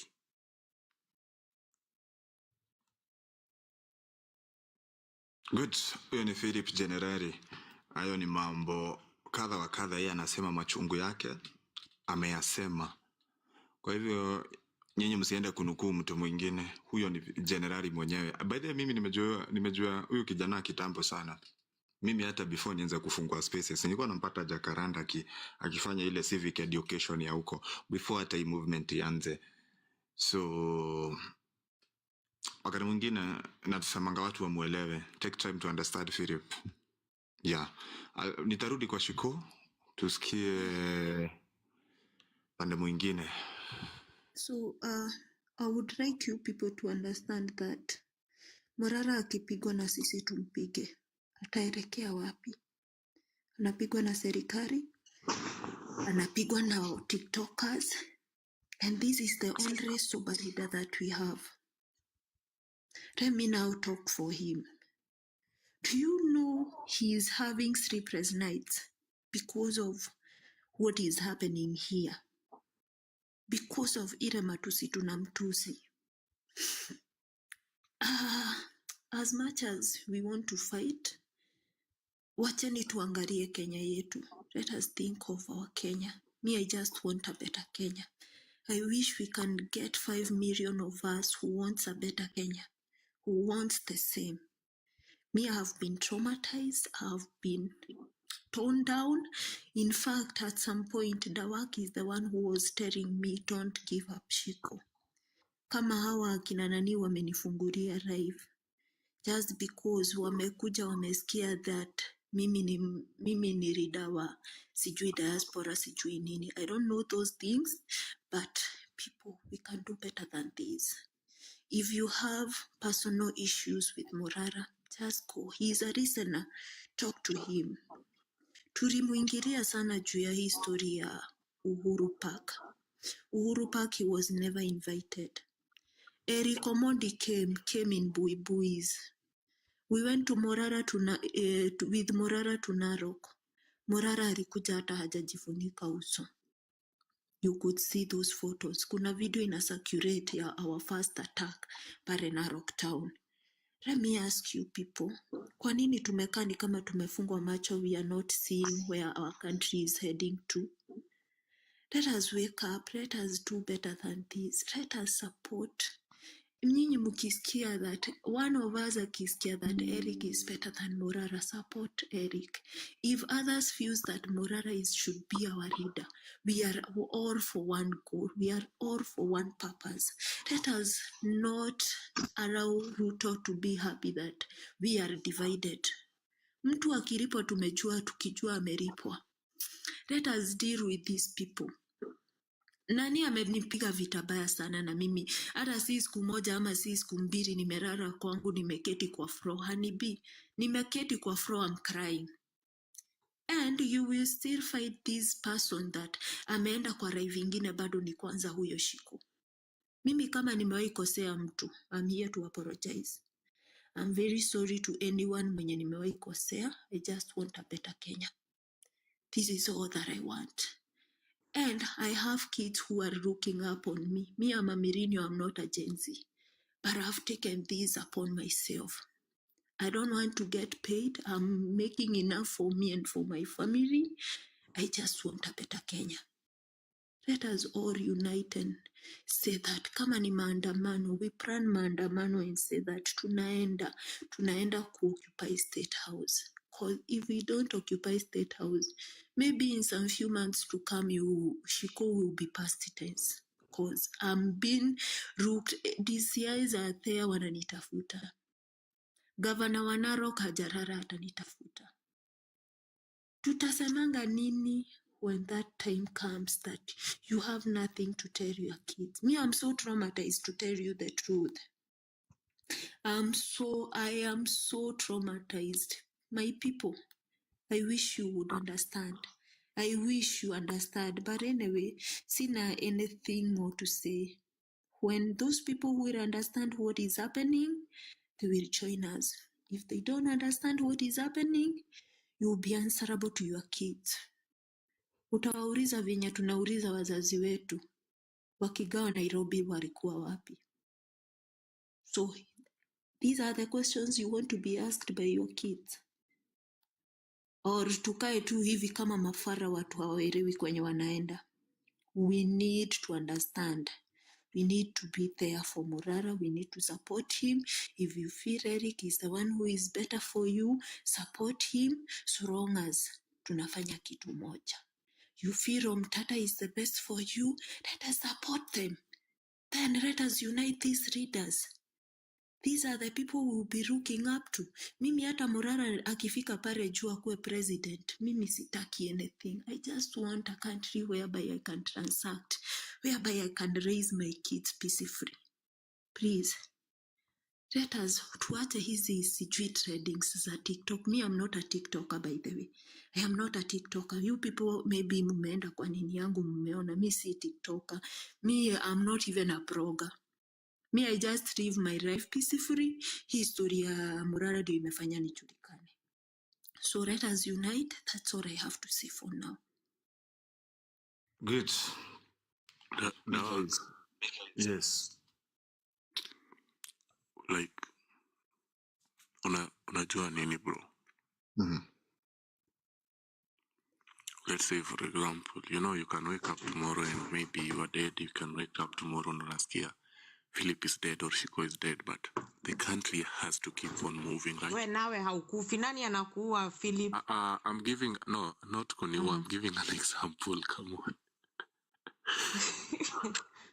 on. So nasema hivi, like, it's a lot. Mimi sahi, there is something I did yesterday. I'll not say sitasema huko, but what I did, reasons here ulisema that's not a good thing to do, but I'm not okay. Even right now, I'm not okay. And ndio nimerealize I'm not okay venye nimefika kwa nyumba. Maybe nilikuwa na feel good because I had company that time yote. So But yeah, hatuko pazuri sisi. Tunafuatwa pia. Imagine God is with you and no weapon formed against you people, the genuine fighters, shall ever prosper. And let me tell you, the real and genuine fighters, yeah, be it Gen Zs, when you wanafanya civic education, the people who mean well for Kenya and for Kenyans, there's an award from the Almighty God himself. Unaelewa? Na wenye mko wasaliti hapa, the same cap, Zakayo and all the traitors that has made Kenyans cry, tons of tears. Imagine there's also a curse waiting for you and your generations to come. So it's your decision. Ukuja hapa na utu, you can pretend. Yeah, I always say you can never lie to yourself, to God, and to the devil.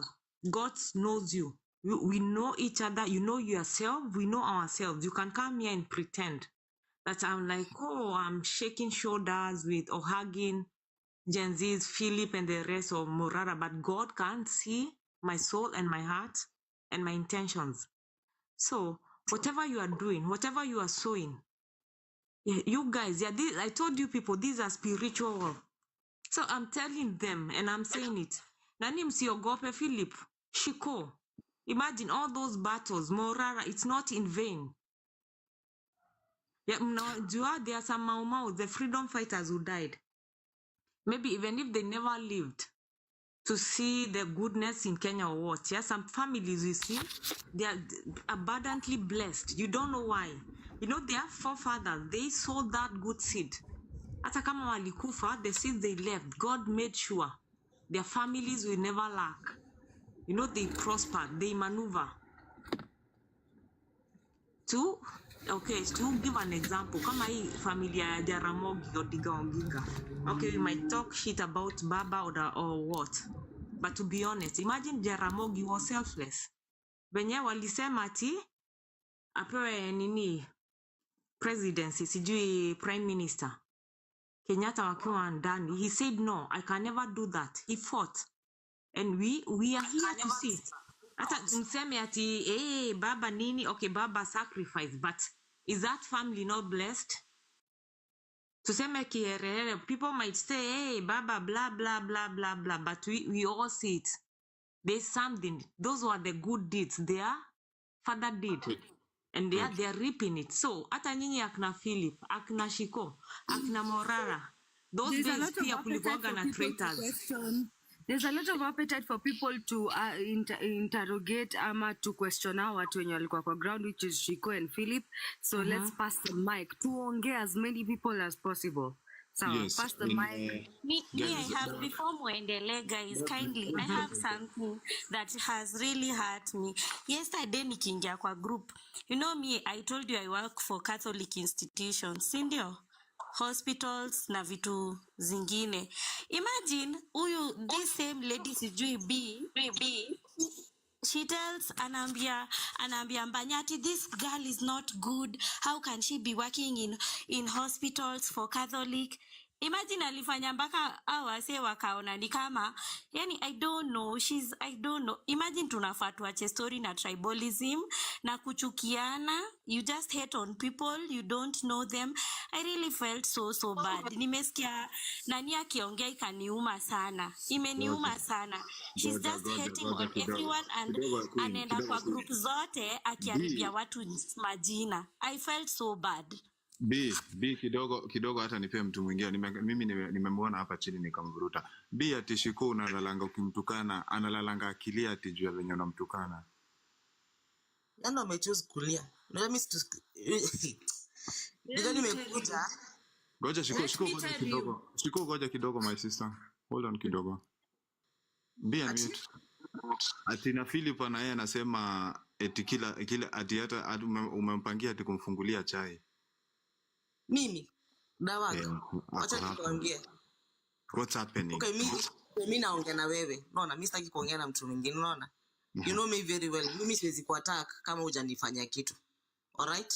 And kufanyia hapa. Saizi we need to sort this out right. To sort hii, mimi siwezi sikia vizuri. Eti mtu analala. Ngoja Queen. Imagine mimi siwezi sikia vizuri kusikia ni wewe unafanya shiko, wewe venye nakujua ati unafanya shiko analala akilia the way mimi dawa. Imagine mtu saizi sivyo, acha nikwambie saizi saizi wameenda kwa group, si ndio? They've discussed hata kureport accounts na kila kitu. Hatuja react. Unajua saa zingine nashangaa, but anyway it is okay. I am very bitter. I'll continue be bitter, but one thing ni mimi najua ni Ruto must go. Kesho saa 5 Adani wanachukua airport yenu. Hizo ndio vitu mnafaa kuwa mna discuss.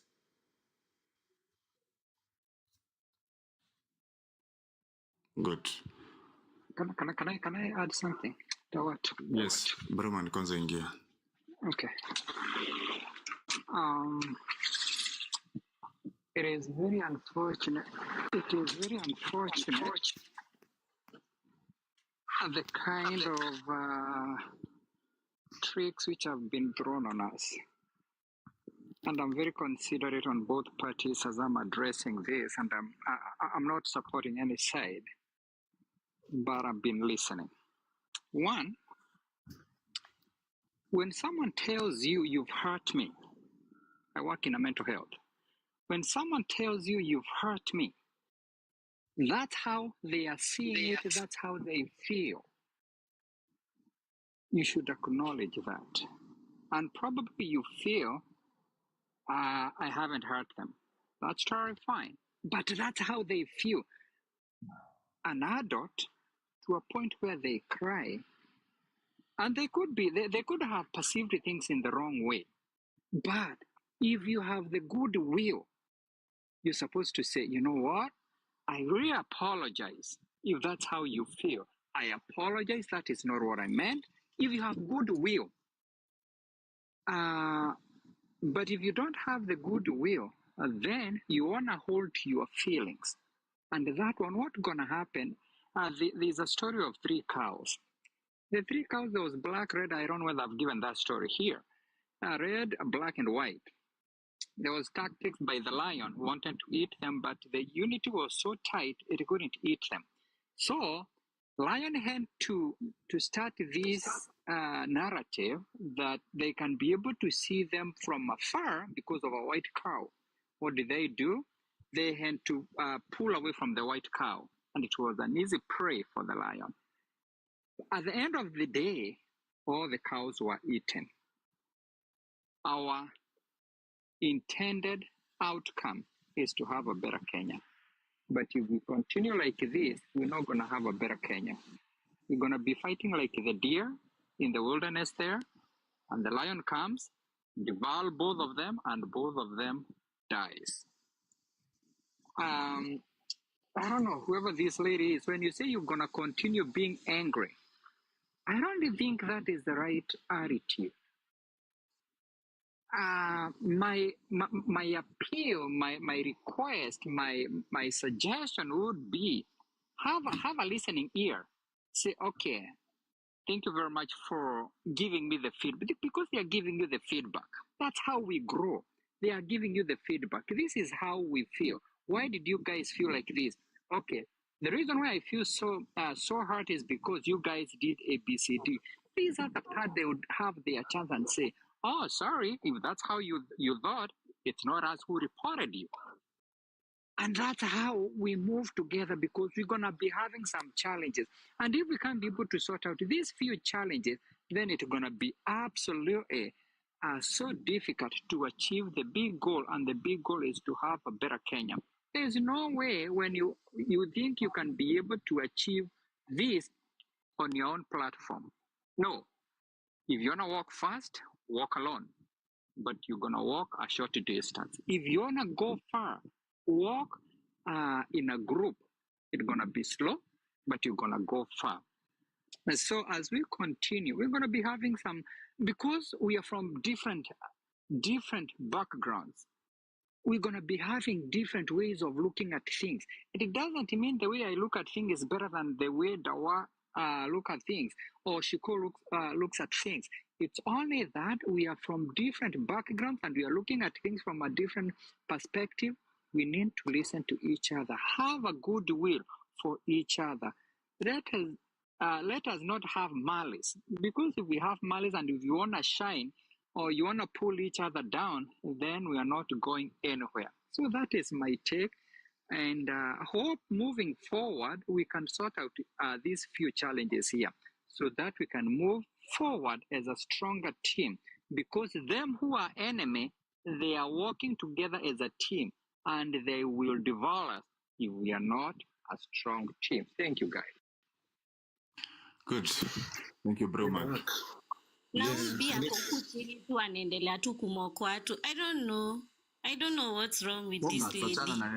Achana na yeye. Achana na yeye huyo. Focus, achana na huyo.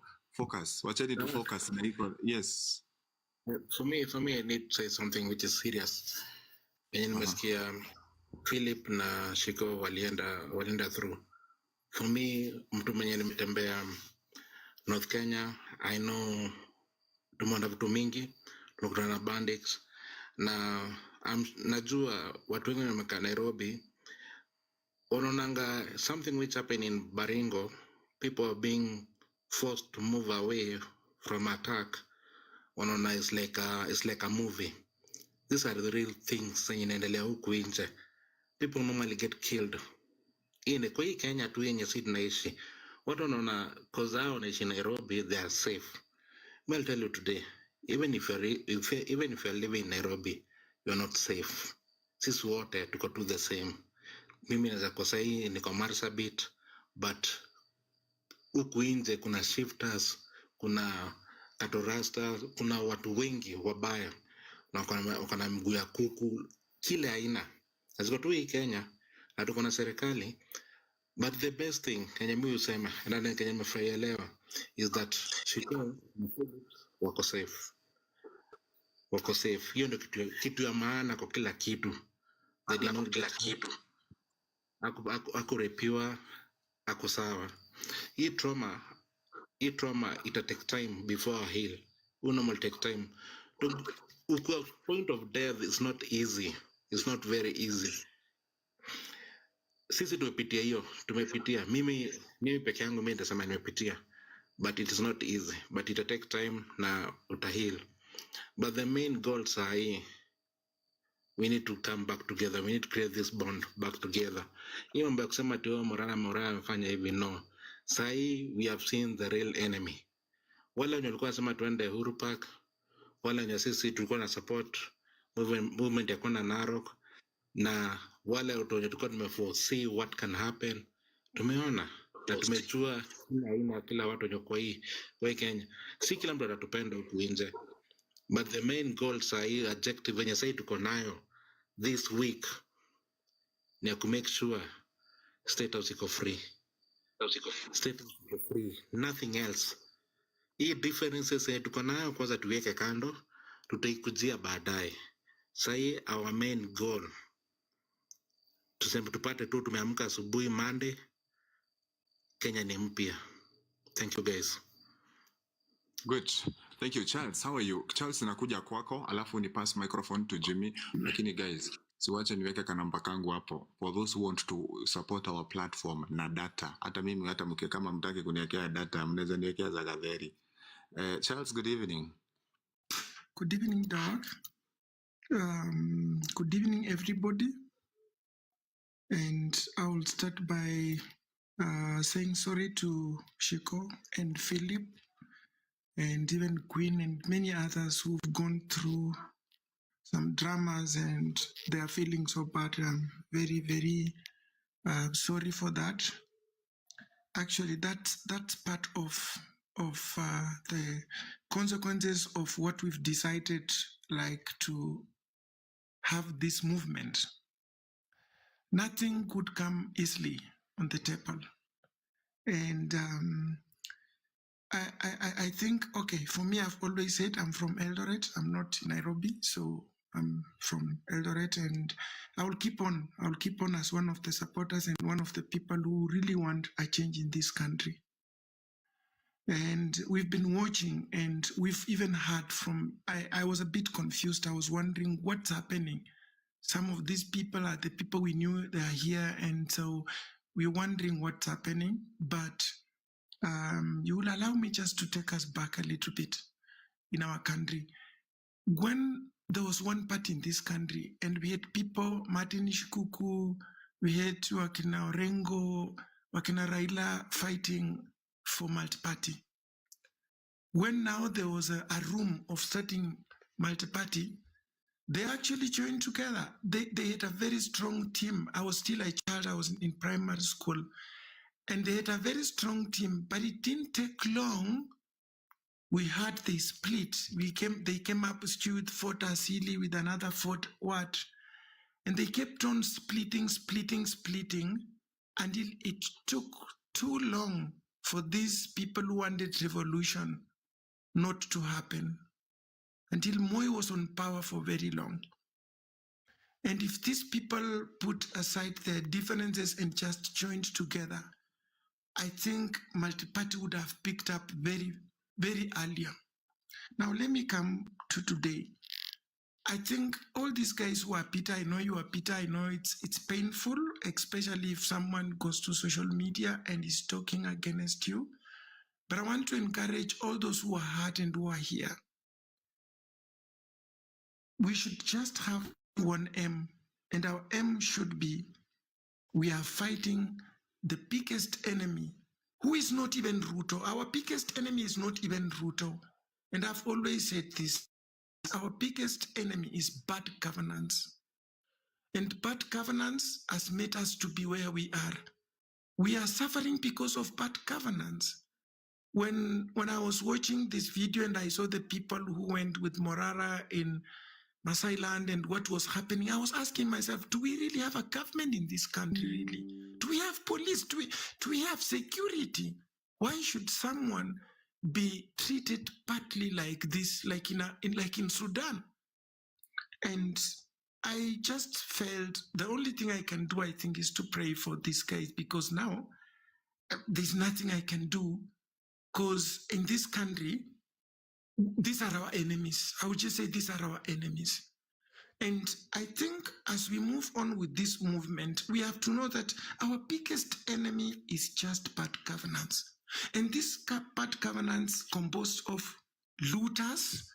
And when I'm talking of looters, we have even governors. And I've kept on insisting. I was on this conversation when we started almost at around 7. I wanted even to sleep. I had to wake up and just listen carefully. And we have to know that our enemies are not only these people who are coming on Mutandao and going. Actually, our biggest enemies are the looters. The looters who are looting in this country, they are looting day and night. As we are discussing like this, they are discussing of how they will loot billions. These are governors, these are MCS, these are senators, and even women reps, and so on and so on.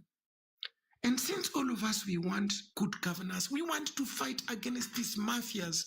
These are people who've been controlling this country for very long. They want to see who will be on power. They do not want Morara because they know Morara will expose them. These are people who've been in the government for very, very long. And so, guys, our enemy is not just even about that B.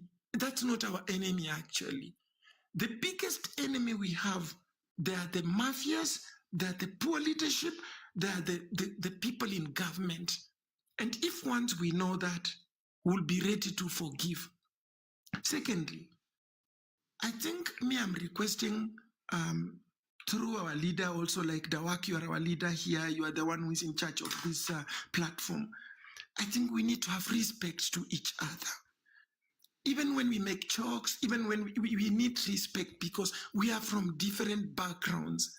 And I think maybe as young people, we reach to a point, we make jokes, we go too far, that some people have no respect for others, and it we reach to a point that you can pin down somebody, like one of us, the way she has said, someone just had to talk before others and saying, blah, blah, blah, oh, she's not good, she's whatever.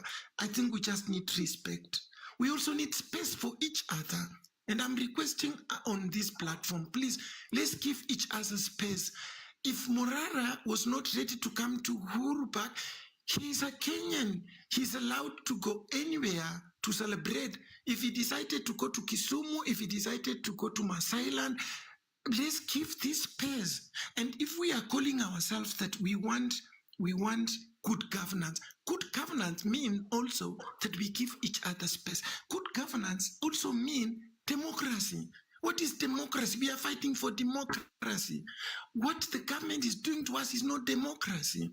And if we start pulling each other to go where we want, then actually we are not different from Ruto. We are not different from bad governance. We don't have to pull all of us that today it is Uhuru Park, so it's a must, we must go. This is not democracy. Democracy means we have to learn to give each other space. We have people here who are married, they need space. We have people here who are not married, they need space. We have people here who have jobs, they need space. So I think I'm requesting from now henceforth, let's if somebody is not even on Mutandao, he has not been there for some time, let's give that space. Another thing, let's target our enemy kindly. And I'm begging those who are really mourning and who are really crying. Our brother Philip, I hope you are hearing me. Our sister Queen, our sister Shiko, you are the people who are really hurt. I beg you. Our heroes. In fact, we are celebrating them today. Philip, Shiko, and the Morara team. Please forgive, because these are the Shujans. We're actually speaking to the Shujans. Let me just finish what I had. Okay. Let me just finish. Please, I am requesting those people kindly give a room of forgiveness, because forgiveness will help you to continue fighting tomorrow. And if you don't forgive, it is you who will suffer. Actually, the person who has hurt you doesn't care. I think forgiveness is just release them, because these are not the enemies we are fighting for. The people that we are fighting, that we want them to be out, are not these people. We have nothing to do with them. I think our biggest enemy is just the regime that we have is bad. And so forgive those people, calm down, and let us just focus on what is ahead of us. And all of us, nothing come easily. No revolution has been easy. Even for some of us, we might not enjoy. Let me surprise you. Some of us, we might never enjoy the good thing that will come up. Some of us, we will go. You might hear Charles from Eldoret. He was abducted, he was shot, let it be. But if my children will enjoy. So some of us, we might not enjoy. So the pain you've gone through, the hard time you've gone through, the difficulties you've gone through, please release it, calm down. God is in control, and God will help us, and we are going to conquer. There is still good thing. There is still something good coming up. And I think if we just continue like this every day, like we fight to each other, Ruto will win. Our enemies will win. The governors will win. I'm just trying to imagine all these things that Morara was... Charles, land so that Jimmy na ingie ni tuko karibu kumaliza tu. Okay, I'm just trying to imagine all this rubbish that Morara has shown us in Masailand, how the government has wasted the money with the former regime, with this governor. He's now a big enemy. He will be against this movement. So please, there are so many enemies around us. Let's calm down and let's fight this war. Pauline Sana. That's my contribution. Good. Jimmy, how are you? Guys, before I come to Shiko and Philip, manzi hawa ndo mashujaa wetu. And if umeona hiyo clip iko kwa YouTube, hata Morara I think amepost kwa TikTok yake. Uone hao venye hao watu wanakaa kinashukuru venye walifanywa na huyo jamaa mwenye alikatwa mpaka na panga, and uone hizo video venye walifuatwa. Sijui mnatuambia nini. And I said, na mimi nitasema tena, the reason why I'm supporting Morara and I'll keep supporting him, mimi amenionyesha kati ya watu wote wenye anaongoza hizi movement, yeye uniqueness yake, yeye ananiunganisha mimi juu mimi napigana na ufisadi. Kama mimi napigana na ufisadi, so mimi namfuata. Yo guys, it's time to support Morara, it's not time to attack him. Sasa atatakiwa na serikali na wewe unataka kumuattack. Dawak, can you imagine jana nilitandikwa because of supporting Morara? You see, hiyo ndo kitu inaniuma na hiyo group ingine ya kinambanya siku. We are not focusing about group zingine Queen. Hebu kwanza nipeeni mic kidogo. Hata usifocus watu wengine wanafanya nini. If you are supporting someone, usimsupport ukiangalia wengine wanafanya nini. Kaende. Mimi kama anatukosea, mimi namtafuta namleta hapa. Tunamkanyanga hapa live. Mimi siwezi attack Morara kama tujamleta hapa live. Is that can we introduce? I want to no, really it is always possible. Si watu mimi humleta hapa. Tunaweza muongelesha questions zenye watu like inakuanga hivyo, always inakuanga hivyo akikuja hapa. Akikwangi hivyo, inakuanga ukisema kitu. Mimi hupea watu opportunity, mimi hupatia watu opportunity. I'll do that hapo. Yes, I am just trying to make you sensitize the level. Sema kuna mtu alikuwa ameingia inbox yako akakuuliza how can he or she trust you? Acha hiyo. Dawa. Sini mimi nakuambia. Why is it so? Unajua kuna watu walikuwa wanakuja kwa inbox za watu. Support. Maybe the issue that I have with the Morara ni I don't want to be like a fanatic hivi tu mwenye like can we ever ask a question? Can we ever talk about accountability? Kitu ya kumuuliza ofisi imefunguliwa, ofisi ya Morara imefunguliwa. Kitu ya kumuuliza tunaenda kumuulizia huko. Hiyo ingine akikuja hapa kama huwezi enda kwa ofisi utamuulizia hapa. Hakuna kushinda hapa tukiuliza ati tukumquestion. Tunamquestion nini? Akipigana na Masai huko. Tunataka tu engage his mind. We cannot always be wacha nikwambie hapo wacha nikwambie, if you are not supporting Morara's ideology, support who you are supporting without conditions.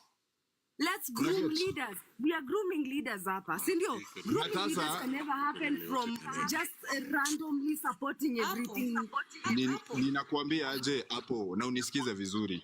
If ideology za Morara hauzinunui, wewe nunua za mwenye unanunua. Nanunua za Morara lakini watu hawataki tuongee. Nini kama wewe hapana. Kwani ni nini kama anakuja hapa mimi na kuinvite tunashindwa kumuuliza?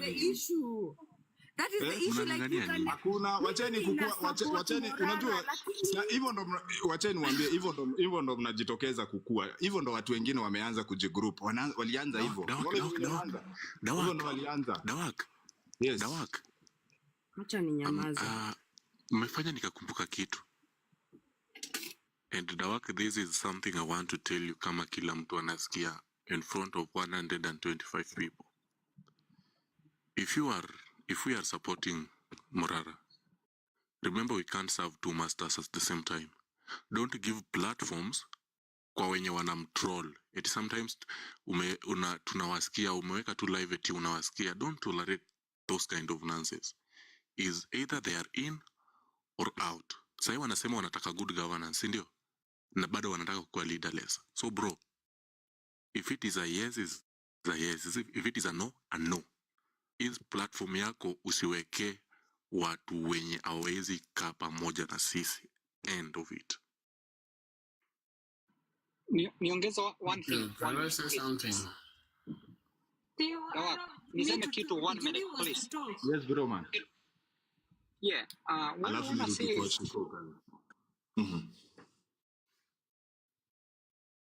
Yes, bro man, wakati wako. Time for asking Morara. Yeah, unanisikia? Pole. Can you hear me now? Yes. Okay. What I was saying is that if we keep bringing Morara here, asking him and saying that we are engaging him, we are putting him on a very, very tricky situation where we compromise his safety, we compromise his moves, because that's how the enemy gonna continue analyzing by making you talk. So what usually happens, like, I mean, the investigators, they'll come and try to engage you to talk. And you think that you're engaging, you're becoming a good person, because when a fish keeps its mouth shut, it keeps off from a bait. Let people be wondering, what is he thinking? What is his next move? Why is he doing like this? Rather than him exposing himself and becoming vulnerable. Second point, because I may not be able to talk again. Second point, discussing his security here, that's why it is called security, because there's danger. You can't be talking about how to evade that danger, and the person who is trying to get that person is out there listening. Then you become vulnerable. Some things are supposed to be discussed in private, not in public. You know,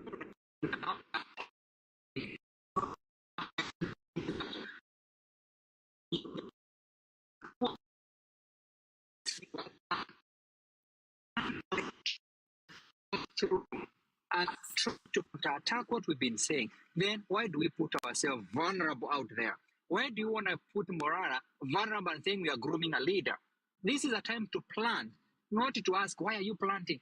When are you going to harvest? Those questions.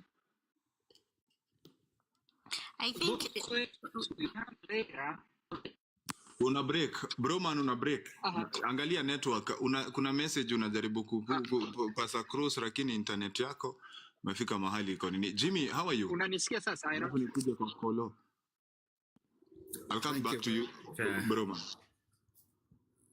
Thank you, Dawa. Yes, thank you very much. I've been patiently waiting, and I appreciate the platform that you are giving us. And for people like me, it's actually my first time to be in this platform. I've heard about you and good things, and the things that you are doing. But I want to first of all acknowledge our Shujas today, Shiko and Philip. Thank you very much for the sacrifices you are doing. That sacrifice also include your lives. And for you guys to do what you guys did in Narok, we appreciate you guys. We will never be able to pay you enough. It is sad that truly our enemy is not Ruto at the moment. And we say this thing from the very beginning. Our enemies are going to be the people that are being exposed, which will be the contractors, the governors, the MCAs, the president himself, and everyone that is involved in corruption. The sad thing that I'm actually realizing in the social spaces, meaning X and TikTok and Facebook and all these other platforms that we are trying to engage, is that we may be losing our focus slowly, just like the Gen Z movement is actually going down slowly. That's why Ruto is able to even be able to do these things that he's doing. My sentiments, I want to echo the sentiments of the previous speakers, but I was keenly listening, and by the time I came in, I think it was Broman and Charles that spoke. Everything that they spoke is something that I wanted to speak today. So I don't want to take much of your time, but I do want to narrow this thing down. Nataka turudie tu unyumbani kwanza. You know, first of all, let me just say, I support Morara. And I am one of those people that you can't remove me from Morara. But I focus on one, and to Philip's word that you can't serve two masters. My only master right now is Morara. And when that ends, I will come to this show and say I'm not wrong as supporting Morara.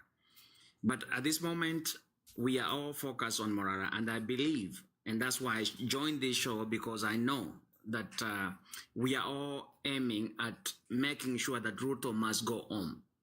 Now, the problem, that the concern that I have is, how do we bring this GNC back? I think TikTok and these X spaces are actually diverting us from the main goal that we are focusing on, which is, can you guys hear me? Somebody is saying they can't hear me. I'm not quite sure. I can hear you, and there's kuna watu wanasema uko na echo. Tunasikia, we can hear. I think uko sawa. Okay, I'm so sorry, because I do want all of you guys to hear me. What I'm saying is that the discussions maybe we should be having at this moment is the discussions that knows GNCs or any other millennium or any other Kenyan should be opposing things that are focused in bringing Ruto home. That should be our focus. Now, at the moment, I'm seeing a lot of stones, even the midst here. We have people here in this show that are actually against Morara. Let me tell you something. Morara is a human being just like you and I. And the things that he's going through are more than what some of us can endure. The best we can do is to say, this is what you are doing wrong. We cannot expect Morara to be in these TikToks. Let's say, for example, tonight, we need Morara here to explain to us what he's doing, ABCD. He can. No, he usually comes he can only come here to give directions. Yes. Are you able to bring Ruto here to tell us why he's taking us where we are going? No, we can't. So we can't expect Morara to do these things all over. We have people who are supporting Morara that are here that can speak on behalf of Morara. But the most important thing that I want to actually bring to this discussion here is that we need to find a way that we can harmonize and bring ourselves together. Now, let's say, for example, Dawi, that there is a public participation that is scheduled on Friday. We are not even talking about that. Ruto wants to extend his 5 to 7 years. And he has actually included the MCAs, the governors, the women rep. I didn't see the women rep, by the way. I need to read that document more, so I don't know why women rep were excluded. But I saw MPs. I saw the MCAs, MPs. I saw the governors, and I saw the presidency. Extending the term to 7 years. What does that tell you? Ruto is not focused on 2027. He's focused on 7 years. From 2022, we need to focus on how we can get Ruto out of that office anytime soon. How are we going to be able to do that? By uniting, one. Second, by having numbers. Now, when we say having numbers, it means folks like Eric Omondi, folks like Boniface, folks like Kebaso, any activist, we need to speak in the same language. We need to put money aside. We need to separate money and focus on the initial focus of GNC, which was we are tribalists. We do not have a leader. Our focus was to get Ruto out of the state house. That's what we should be speaking. And with all due respect, I wanted us to be actually, as we're going forward, discuss on how we can halt this discussion that is talking about extending term limits. That's what I want. Now, to close here is to thank you, all of you guys, including you, the host, for, I know it's very late. It's very late where you are. And I know those people that I have spoken before and those people that are listening today, you have a job to do, you have family to take care of. It's not by force that you're here. You're here because you love your country. Let's unite each other. Let's find a way that we can bring. I expect to see this, all these activists to be in the same voice, to be in the same discussion front, to be like when we say, let's go to Huru Park, then we know we are going to find Eric Omondi, we are going to find Califo, we're going to find Kebasa, we're going to find every leader, including Boniface Mwangi. We need to bring them together. They need to speak on the same voice. That's my cry.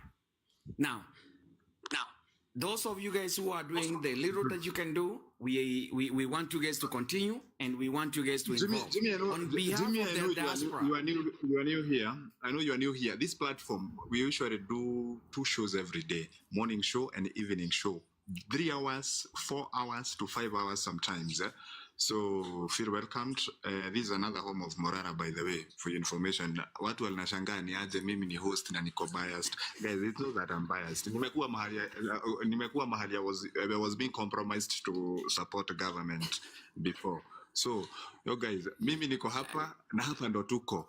If wewe uko na msimamo mwingine na nitakanyangia hii tena na tena na tena, wewe support huko.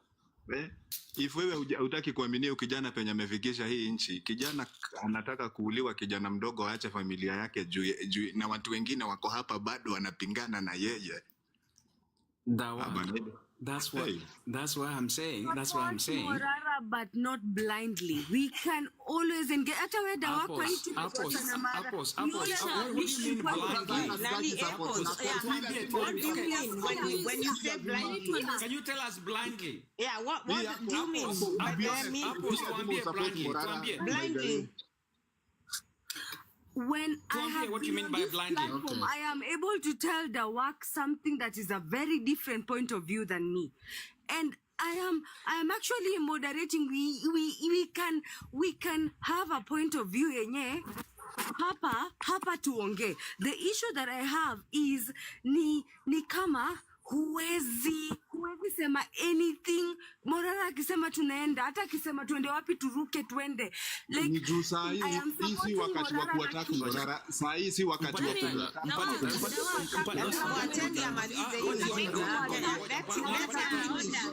Mpatie time.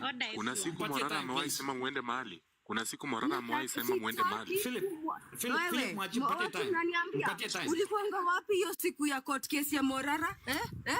Ulikuwa wapi? I am supporting Morara. I'm just trying to say we can get a chance where we engage him in different point of views. We don't have to agree on everything that he says. Airports. Sasa unavuka mipaka. So I told you, nilikuuliza from before, yeah, Morara, shida yako na Morara ni nini?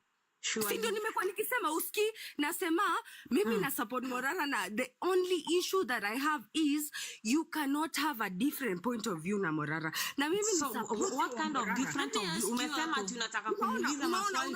And then, you know, me, I was worried. Yeah, but then uko obsessed na Morara.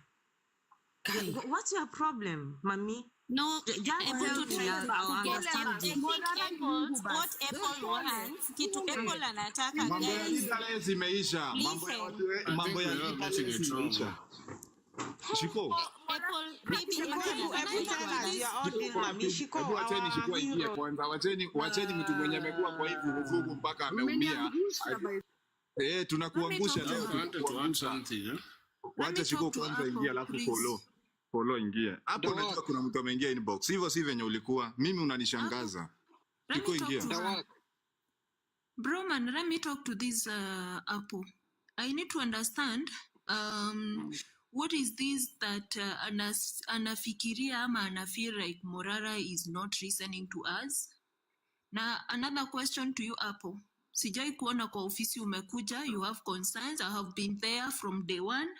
Sijai kuona umekuja umesema ati mimi nataka kusikizwa hivi na hivi na hivi. Namba yangu iko kwa bio, sijai kuona umenipigia, umeniambia I want to talk to Morara.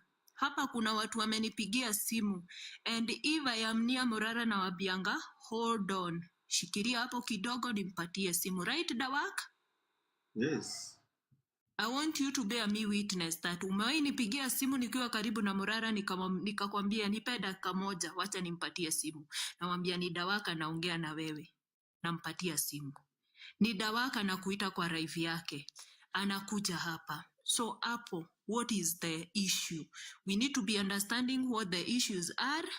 Ndio tunaweza kusolve. Otherwise, we will not allow you people. Sisi, our lives are in danger. Alafu nyinyi mnakuja drag nyuma turudi kwa kuwa leaderless. Yani unaona hizo ni agenda zinatumwa, mrudi nyuma kukuwa leaderless. Unaona agents of demon ndo hao. Dawak, niongezee tafadhali. Okay. Yes bro. Alafu Kolo, okay. Acha Kolo ingie kwanza. Kolo. Okay. Okay. First of all, Shiko and Philip, first of all, I want to send my sorry to you guys and to congratulate you for what you guys are doing. Whatever you guys went through, you're supposed to come out of it stronger than even ever before.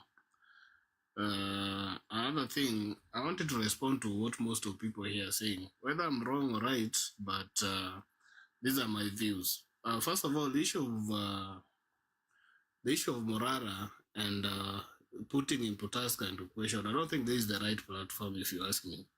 And if this is the right platform, then Shiko is here in person, Philip is there in person.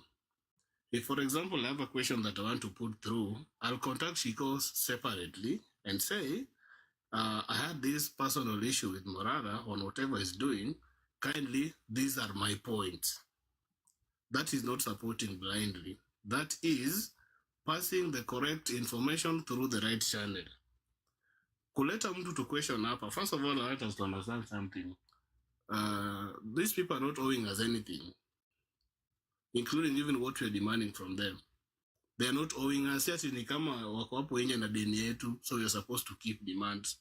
Let's get that out of our mind. Whatever they're doing is a favor to this country. I want to believe so. And if they decide to do it their way, that is okay. And people are advocating differently. If somebody is advocating this way and you feel that is not the right way, advocate differently doing the other thing. Whatever Eric Omondi is doing, if you feel that is okay, fine. Whatever Crazy Kenna is doing, he's using his art to advocate. That's okay. Let's support the people we think are doing the right thing. We don't only have one person. You guys know right now we've gone to the era of the Moi regime. And this country is ruled by whatever Moi used to do. Where Kibaki and Matiba was created to divide the mountain. And when youth tried to uprise, they created another wing of youth called the YK92 that is led by the current president. That is what is happening. The youth uprised the other time. Right now, they're creating a parallel youth forum on TikTok, on X, and most platforms. What are these platforms used to? They are used to divide the current movement to make sure that this revolution has no cause, and they're picking the most vocal people. They're recruiting these people to their side. For us, we are here focusing on fighting on ourselves, forgetting that this is what these people want to hear. Watu wanataka, hao the bloggers wanataka wakilog in, for example, wakuje kwa platform ya Morara, wapati we are fighting among ourselves. That is what they want. And we are playing into their game. And I want to appreciate one thing about this platform. Somebody suggested that if you're here and if you're not supporting Morara, then you're not supposed to be here. Me, I disagree. These people need to be taught the cause. We call it inject. There's no way we are going to tell them what is happening if you're blocking them from this platform. Let them come, let them know the purpose of this platform is this. But we can decide to agree, but we can decide to disagree respectfully. It's not that if we disagree, we must fight. There's a way we can disagree without fighting. I'll tell you my point. If you agree with me, fine. If you think I'm being awkward, then well, you have another platform to go and air your views. But I won't block you because at the end of the day, I need to tell you the truth. And you need to understand that this is the truth. And this is all what we are doing. So we keep them. When they say keep your enemies closer, don't tell them your next move, but tell them the truth. We preach to them. One day, they will change their mind. If they don't, we move on. But let's not start these petty fights over who is doing what. It's not necessary at this point. Kolo, okay, good. On that point, Let me ask a question. I see Tony joined. Now, since Tony joined, that is when Apple changed her mind. And I see he is saying that maybe I don't like her tone. Kwani, tuko hapa kusikia vile mtu anaongea ama tuko hapa kusikia vile mtu maoni ya mtu? Let me ask you, Tony. You said that I should find Apple and talk to her. Apple knows she can get my number on my bio. She can share her number with me, but sitakubali any negativity towards me. Me, I'm here for Morara and I will support him. And I know what he is up to. And I know because I have been with him throughout since he started. So no one can change my mind, but no one at the same time can control me on what to say or not to say. Thank you. Good. Thank you, Shiko. Najua nataka hata kukurelease, najua umechoka na pia hata kukuweka. Can I say something, Dawa? And yes, I'm coming to you in just a minute. Wacha tumalizane na hawa heroes wetu wakishuka. I'm going to sleep, and as I'm going to sleep, I owe nobody an explanation. If you feel like something is bad in this country, venye kola mwambia, endeni muulize Ruto. Naona you never elected Morara, ayuko kwa seats high. So tuachane na feelings. And apples, yes, you showed up. Ulienda kutini. Umesikia Dawaki kucomplain. What you're doing right now, don't unmute. Just listen. I am supporting him. Yeah, unamsupport na unauliza maswali za ujinga na ni Apple. Let us understand who is inciting. And then, yeah, well, Apples, why you saying now? We are losing focus. Wase tuna lose focus. Good. Anyway, hapo kama kuna kitu nataka kuambia Morara, you are close to me. Niambie, nitamwambia, ama uniambie nifanye 3-way call. Mimi na wewe na yeye. Kama hivyo ndo unataka ukue sorted. Okay, Dawak, can I say something? We are really losing focus before you give someone else the mic. For me, ulikuwa umeintroduce a very good bill hapa ambayo inaenda kupitishwa on Friday. So for me, it was like, before we lose focus, we thank our heroes, Shiko and General Philip. They did a very good job. Let no one down you. And we are working as a team, regardless of the other person's opinion. We are working as one. What I wanted to say is, what are we looking forward to? Hii bill ya Friday yenye the same government inataka kujiongezea term limit. What are we looking up to? Is it the same government inataka kujiongezea? Mute your mic. Sijui kama ni the same government we will put posters kwa hiyo nini kwa the Telegram group tuanze kuzisambaza. And in as much as B amekuja hapa hivi na alikuwa ametujamisha, nimesikia kimention story ya Danike tabled kesho kwa nini inaitwa nini kwa koti. So guys, somebody should just try and give us a small solution. Hata kani posters tusitoke hapa tuko na makasiriko, because I'm telling you Friday, unajua watu wanataka hizi ma story ndogo ndogo za Rigathi, whatever is happening to akina Shiko Morara on the ground, so that they can distract us. Wapitishe hiyo kitu Friday. By the time muna realize next week vitu zilishapitishwa, maisha inaendelea kuwa ngumu sana. Thank you very much, Dawak. Can I ask you to join the Telegram group? So there's a group on Dawak's profile. Yenye hapo ndio tumedecide tunafanya vitu, and then there's a very good plan for posters. Tunataka tutandike kila mahali na posters za Stop Adani na posters wanaamka hivi wanashangaa, and then the Mafi rebellion is also being planned there. I'm asking everyone, please go to Dawak's page. Lakini usijoin. Click the three dots. By the way, honestly speaking, Apple, hiyo ya Mavi, you personally, unaweza beba Mavi? Nani hawezi beba kama ni kupigania nchi? Wewe kati ya buduki na Mavi ni nini dangerous? Unajua kwa streets. Mimi sijai dhani naweza enda nianze kupigana na polisi hivi wananitubwe. Kuna vitu mingi zenye unadhani huwezi fanya zenye unaweza. Nani amekuwa colleague yangu? Kama umekuwa colleague yangu jana. Mavi. Kama ulikuwa kwa live yangu jana uone nikirudisha tear gas. Jana nilikuwa returning officer. Yes. Siwezi amini huu ni Apples anaongea vizuri. Actually, she's really talking a lot of sense now. What really happened?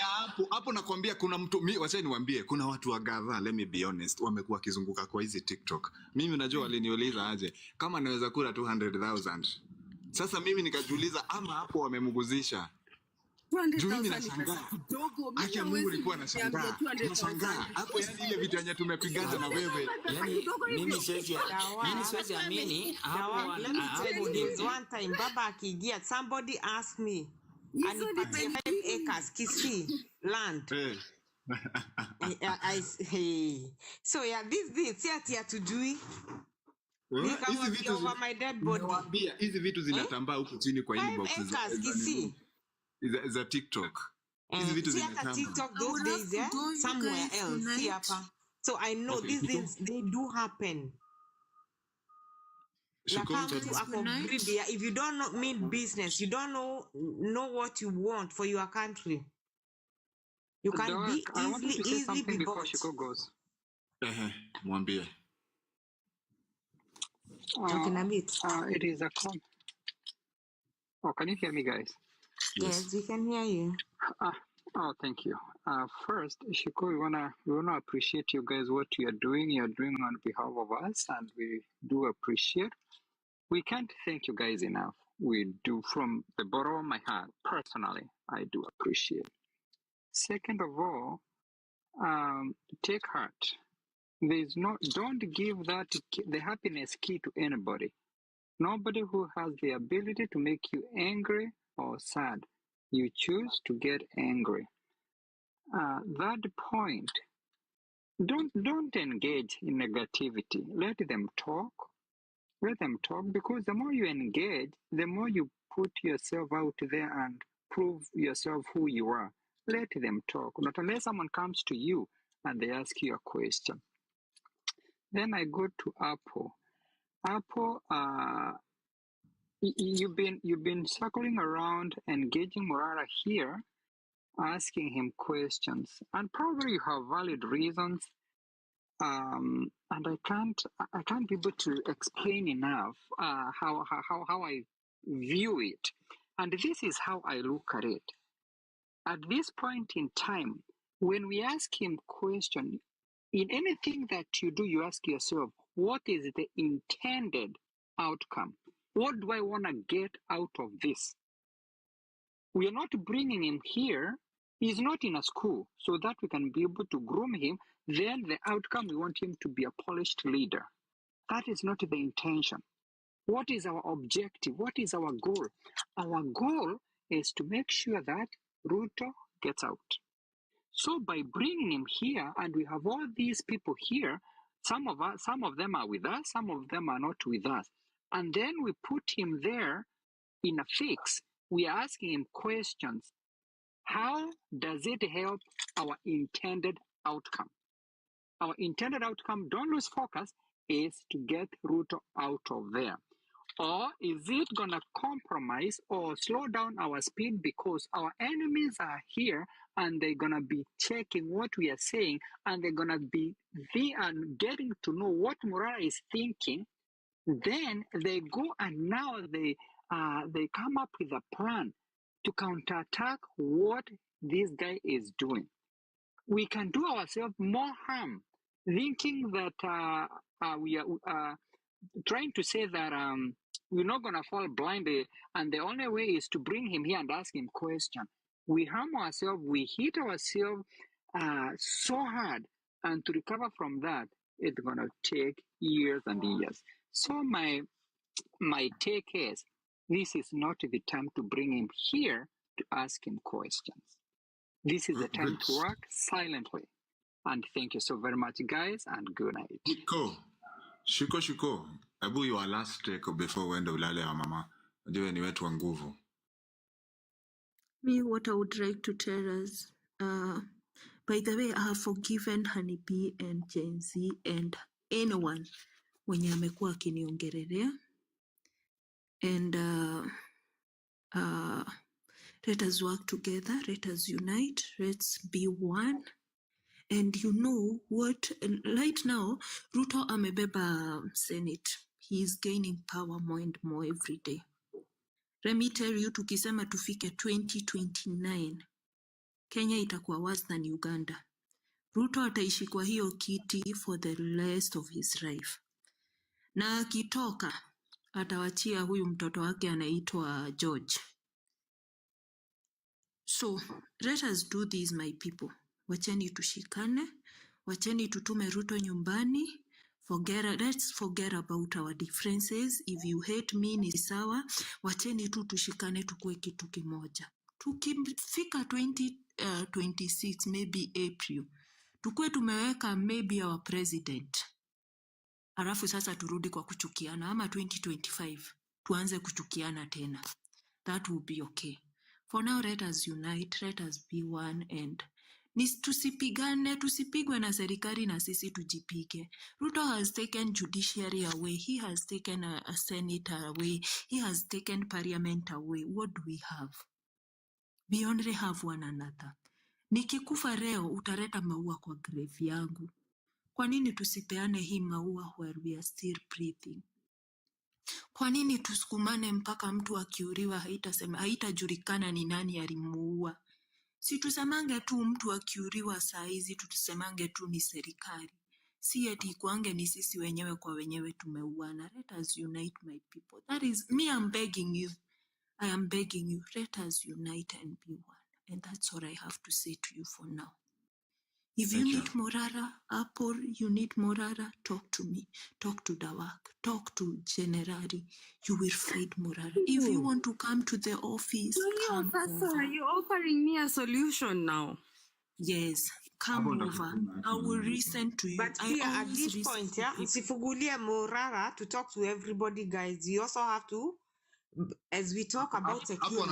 Hapo anajuanga akitaka kuaccess Morara ajua anaweza ni access, anaweza mpata. Ni kusumbua na sumbua. Exactly. You have to know who is exactly want to access Morara. The boys, lakini unajuanga vile unakwanga about Morara. You will, like there's these supporters of Morara when I think you have my number. Hapo you have my number. You can call me. Hindrance to Morara's success. What kind of question do you want to ask Morara?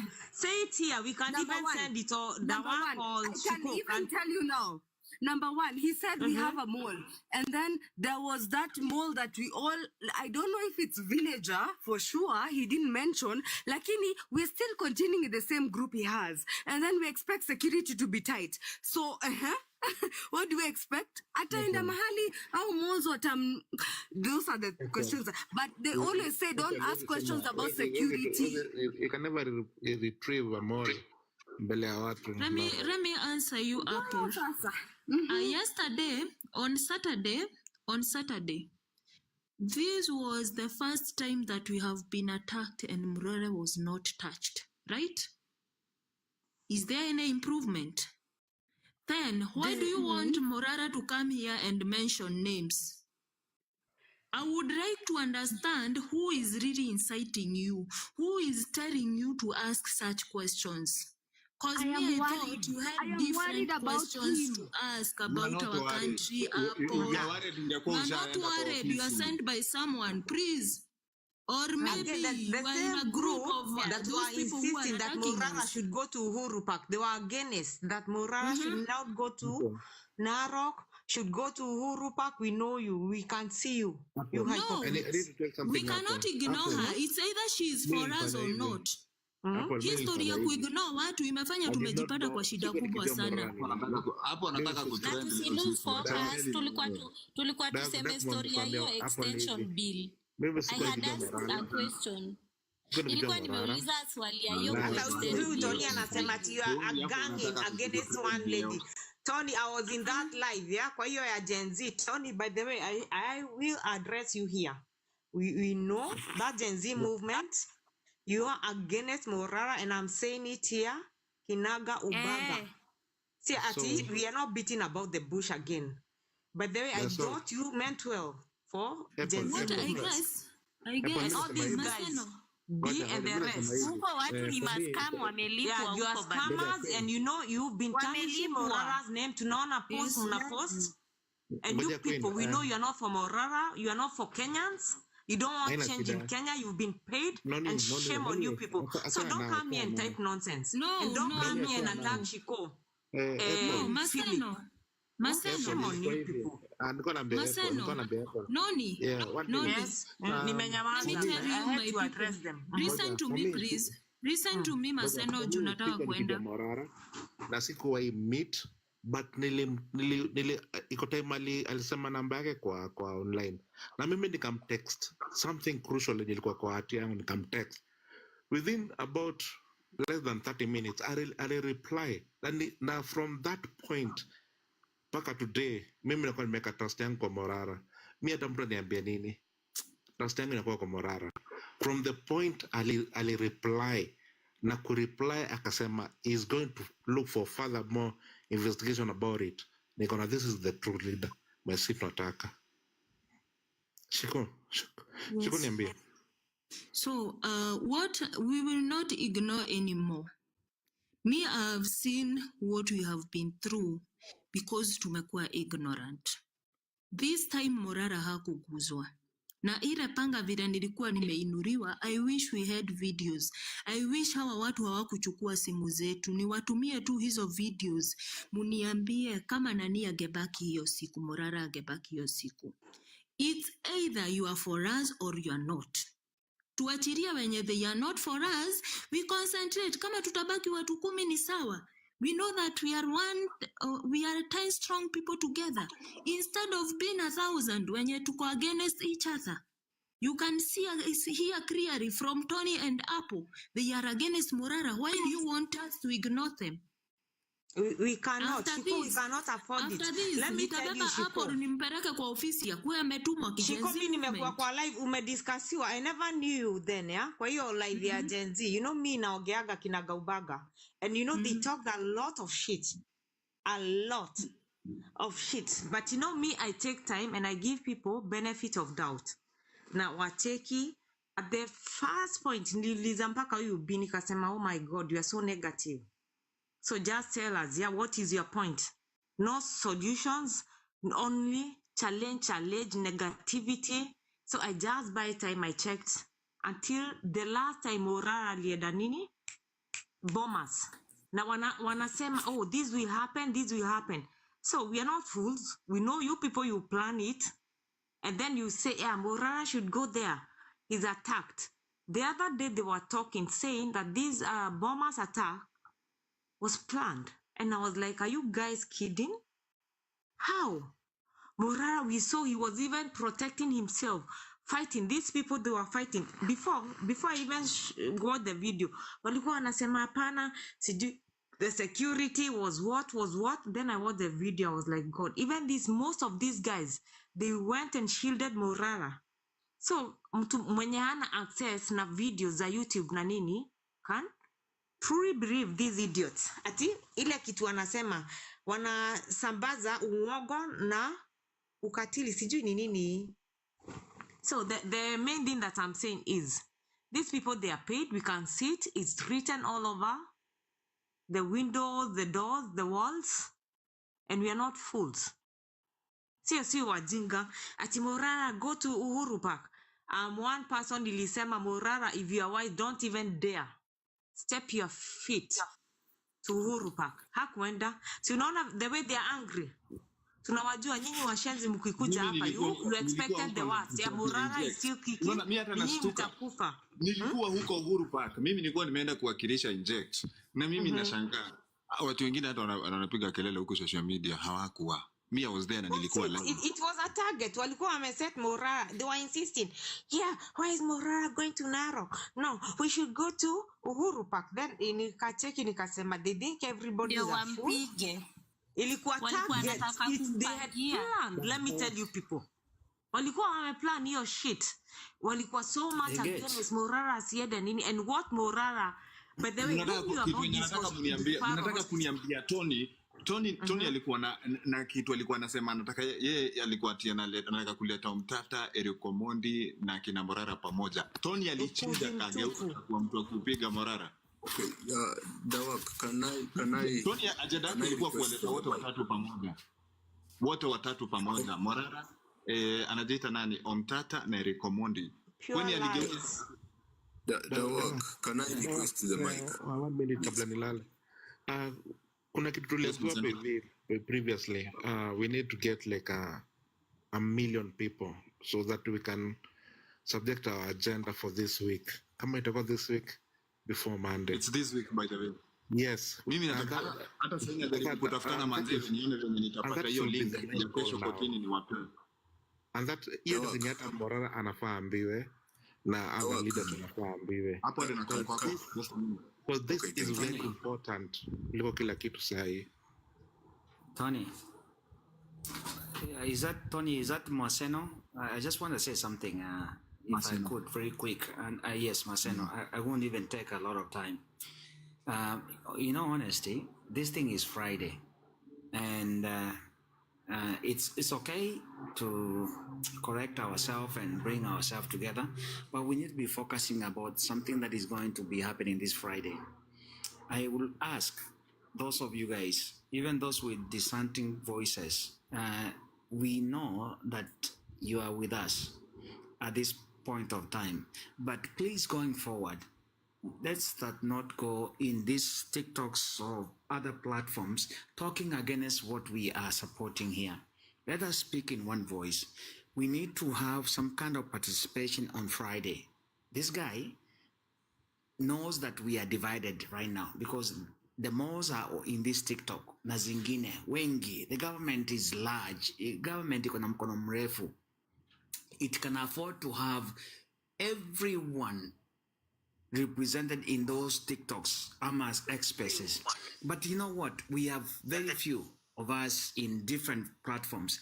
Can we talk about Friday? Dawai, can you please organize something? Maybe you say you have shows twice a day. Can we even talk about tomorrow morning and tomorrow evening about Friday? We need to mobilize how we can get what Maseno was saying, 1,000 of us, guys, be able to be ready. I'll be here. Lakini shida ya watu kama saa hii mimi hata I'm out of Nairobi. Kufikia saa hii nimetumia data ya 1200. Hakuna mtu hata amenitumia hata data ya 50 bob. Sasa hizi vitu hata sisi bana tunashangaa, yo Kenyans. Anyway, but you see upwards. Yeah. Yes, Jim, yes, upwards. Yes. Upwards. What I'm trying to say is very simple. Is that, okay, I am in the diaspora, and I happen to be the chairman of Morara supporters in the diaspora. We are looking forward for you guys who are in the ground. When some of us listen to this lyric that is going on, we get scared. We get scared because you guys are divided more than what we want you guys to be united. If we can have a structure of 1,000, 1 million of you guys going to participate in that particular participation that is being brought by the government, there is money that can come to you guys. But you guys have to be structured. You guys have to be together. That's why I've been calling that we need to be thinking about Friday as opposed to thinking about the differences that are actually dividing us. There is so much that can bring us together than that is dividing us. Let us start talking about what we can do to get Ruto out of that state house. That's what. And part of that is because now Ruto knows that we are divided. That's why he's quickly bringing this motion. Look at whatever printout you saw. The timing and the date was actually put at the bottom of that write-up. Why? Good. Because Ruto knows that people don't read to the bottom. Ruto anajua mtu nasoma hapo juu mnaisha. Ati kuna nini public participation, hakuna hiyo date. Date inawapata off guard. We know the date is Friday. Can we unite ourselves? I yield my time. Good. Thank you. Guys, mimi nataka kufunga hii show. Ebu funga show nani? Watu wasikusumbue hapa. Upwards. By the way, Team Morara, we are united. Upwards. Uko wapi? Okay, yes. Unajua hapo after kuongea tuliongea na wewe, I'll call you. My first ground civic education nitafanya Trans Nzoia na ninataka mimi na wewe nitakwambia have planned a tournament there. Hiyo ndio siku yenye hata mimi nitatoka huku nyuma hatana na hiyo yenye naendanga kushoot. I'll be there. Nimepanga tournament kwa na rafiki yangu mwingine anajiita Jera. So hii mambo yako yote tutasort. Huko ndo nitafanya tournament ya kwanza ya civic education Trans Nzoia. But there It will be around date 22 November. 20th, 21st, hapo hivyo ndo najaribu kufikisia. Well done. Yes, Keep so it I'll up, be happy. boss. Yes, hiyo ndo I tournament want ya kwanza tutatandika hapa. Kabisa. I want to say that hata nyinyi wenye the commenters, everyone in the group, actions speak louder than words. So Dawak Actions nilikuwa speak nasema louder hivi. than words. Hapa si stories za maneno pekee. Actions speak Thank you. louder than words. Actions Nilikuwa speak nasema Dawak. for you. Kwanza just Nani, we pause. Ebu wacha Upward aseme something. just a minute. Sawa. Umekunywa nini leo?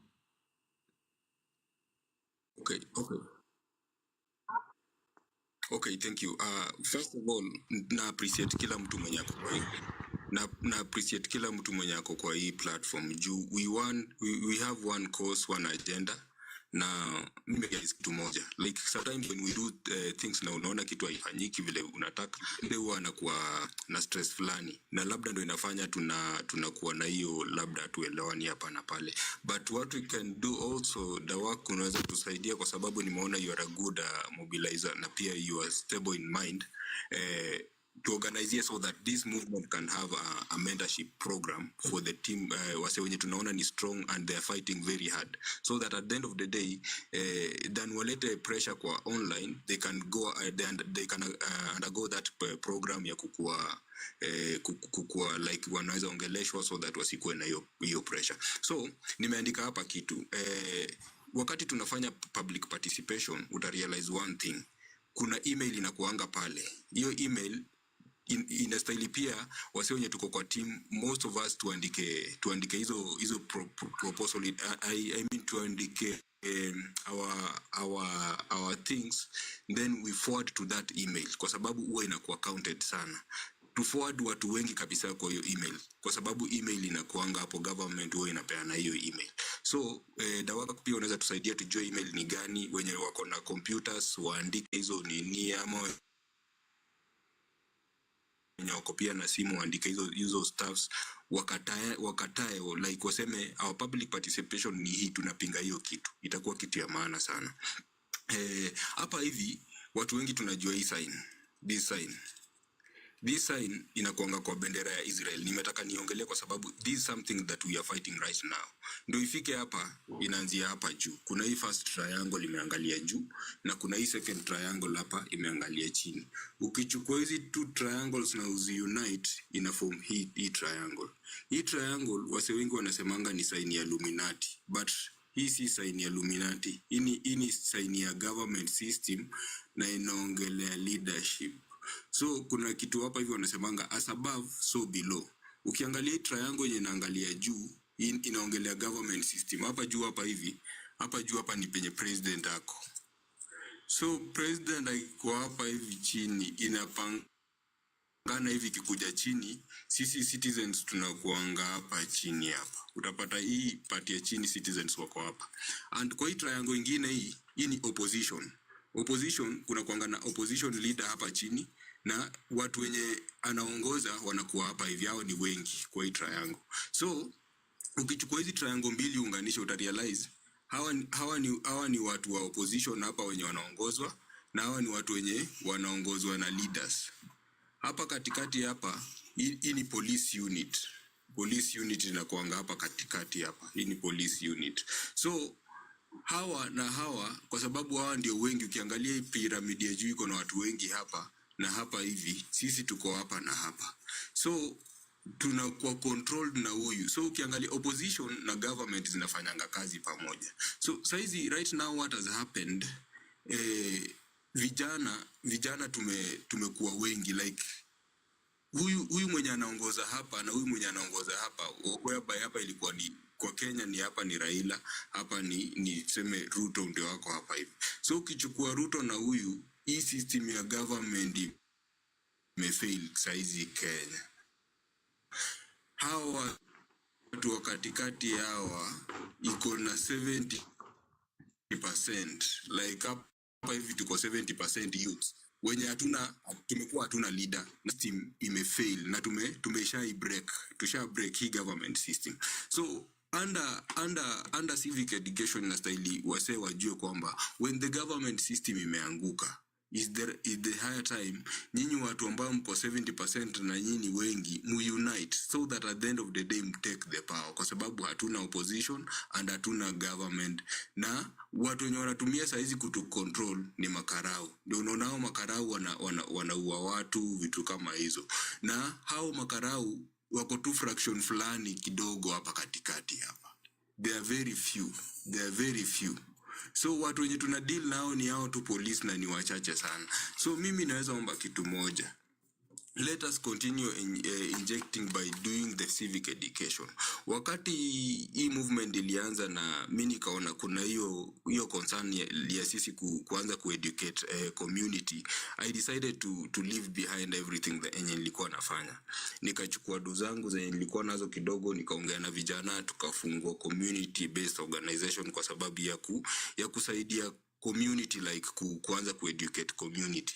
I'm not paid na sija complain kwa mtu yote, sija kuja online kulalamika, but at the end of the day inastahili tukue tunafanya kazi pamoja. Mimi kuna vitu zenye nafanya sahi, kutafuta hiyo boat ya kuenda kwa marketplaces kuongea na watu. I've purchased a new laptop na pesa zangu kwa sababu ya kuongea na watu. I'm paying for a small office in rural area kwa sababu huku hivi mimi najua rural area inamaanisha nini. Huku hakuna net, wase hawana internet. Nilinunua e-staff na e-staff wenye natumia saizi every month nalipia 3,500, but unapata bado net sio strong. Unaona, net sio strong. Hapa penye niko saizi niko na kaofisi kadogo, but at the end of the day unapata hiyo internet is not that strong. You need to pay for other things, hizo vitu zote, but hautakuja uanze kuambia wase online nafanya hii. Na mimi sijaenda mahali yote nikasema now because Morara anafanya hii kitu ati nimpige vita ama nini. No, yeye alichukua hiyo course, na Morara aliongea kitu moja akasema, wewe fanya kitu yenye wewe unaweza fanya. Angalia kitu yenye unaweza fanya. So ukikuja unataka kuquestion yeye amefanya nini ama alitumiwa pesa akafanya nini, na wewe mwenyewe umefanya nini? Ulienda area yako, umemobilize watu, are you talking with young people, ama wewe unakuja online kuongea tu? Unaona, mtu kama Philip ako sawa, yeye party yake, yeye ni mse anaweza defend hivyo venye ana defend. Yeye ni mse akienda field ako sawa. Shiko kuna play kuna part na play. So guys, wewe angalia kitu yenye wewe unaweza fanya. Hiyo kitu yenye unaweza fanya hiyo, na usikuje kutucomplain ama ukuje ubraga hapo umefanya hii na hizi. Kitu yenye Morara imefanya amefika penye amefika hapo. Pia wewe fanya kitu yenye utafanya ufike penye utafika. We will appreciate you kwa hiyo kitu yenye umefanya. Mimi nilimepotea online kiasi juu like kuna vitu mingi zenye nastahili nifanye, nitafute nifanye hii, niongee na vijana. Sasa hizi enda angalia data ya Nakada. Vijana wengi sana wanatumia miadarati, na pombe ndio kitu moja pia gava inatumia kutumaliza. Angalia hizi clubs kubwa ni hao politicians, whereby 70% ya vijana wanakuwa affected na pombe. If vijana 70% wanakuwa affected na pombe, you can imagine ukikuwa umekunywa, unatembea unastaga nini, meaning that hakuna kitu utaachieve at the end of the day. So sisi kama vijana sasa tukiongea na vijana wenzetu, tuambie in 1 month time or in 3 months time, kama hata wewe ni msee unatei, punguza tei in 3 months time to focus. Na kuambia bring a lot of change juu tutakuwa na sober minds. Vijana ni wengi. 70% ya population Kenya ni vijana. Now hiyo 70% ndio wako kwa TI. So inabidi hiyo graph ya movement irudi chini kwa sababu wase wametei. But if sisi tunaweza kuja pamoja na tuongee na vijana wetu, wa hold on tu kidogo. Kama wewe ni mtu unapenda starehe zako za TI, hold on kidogo, alafu tu work pamoja, uta realize one thing tutakuwa tumefanya. The movement will be very much strong. Vijana watakuwa wanafanya vitu with sober mind. Mtu hawezi kuja hapa, kuna wase wanakuja online wanaongea, si ati wanaongea juu wanapinga Morara, lakini anaongea hiyo wakati juu ako under influence ya alcohol. But wakati tutakuwa tunaongea kama tuko na sober mind, like you are having that sober mind, you'll deliver the point home. Aya, ukienda kama mimi saa hizi nimeenda tuseme kwa area chief, nimemwambia tomorrow I'll have a meeting na kuna wasee wanatoka Nairobi watakuja hapa hivi, they will give me a letter, ndaenda kwa ofisi ya OCS atanipea hiyo barua. Hata mkikuja ground hakuna mtu atawapiga kwa sababu kuna mtu amewakaribisha ground na zile barua vile zinastahili. But tukisema tunataka tuende streets na hatuna zile barua itakuwa ngumu. So let us also come up with the ideas zenye zitatufanya tutoke hapa penye tuko, kwa sababu at the end of the day huwezi sema like I'm not against what Morara did and other people wanafanya. Actually stages za kunini za kuenda streets kuna vitu mbili, kuna advocacy, kuna lobbying na kuna activism. Activism ni yenye tunaenda street wakati umefanya advocacy, umeandika kwa public participation barua ukasema hivi na hivi na hivi ndio tunataka. Mkaenda mfanya lobbying, mmeenda na viongozi, mmekaa nao kwa meeting, kwa meza, wajawasikia, mnaenda mnafanya activism. Like saizi Kenya tumefika hiyo point ya kufanya activism. Lakini mwezi fanya activism kama amko kwa kwa CSO, amko kwa civic societies, ama amko kwa community based organization. Juu mwezi pewa hizo barua, lazima government inaangalia shirika gani imekuja kwetu ndo tuwape hiyo barua yao ku hold meeting. So mimi saizi na prepare kwa sababu najua wase mtakam Trans Nzoia. I'll go and take the letters, niseme siku fulani tunapanga meeting, tutafanya hiyo meeting. Itakuwa hakuna msee atakuja hapo kupiga vijana kwa sababu nishabook, nimeshukua barua, kila kitu tumefanya vile inastahili. So guys, wewe enda kwa area yako. Let us now do this thing in a real way. Isikuwe ni story ya online. Take your time, go to your area, mobilize, kuwa na documents. Mimi saizi nikiongea ndo hii file yangu hapa. Like si ati naongea kitu na bahatisha. Ndo hii file yangu hapa. Kila kitu iko hapa. So mtu akikuja siwezi oneshana. Mtu akikuja Trans Nzoia County, tunajua it is a sure deal, tuta hold meetings zetu, kwa sababu idea yetu si ati kwamba tunataka kupendua serikali, tunapigana na serikali, but kuna vile katiba inasema. Kitu yenye katiba inasema anzisha vikundi, so that when you come together mnakaa chini, ni kitu yenye mnafanya ni vile inastahili kulingana na sheria, si vita na serikali.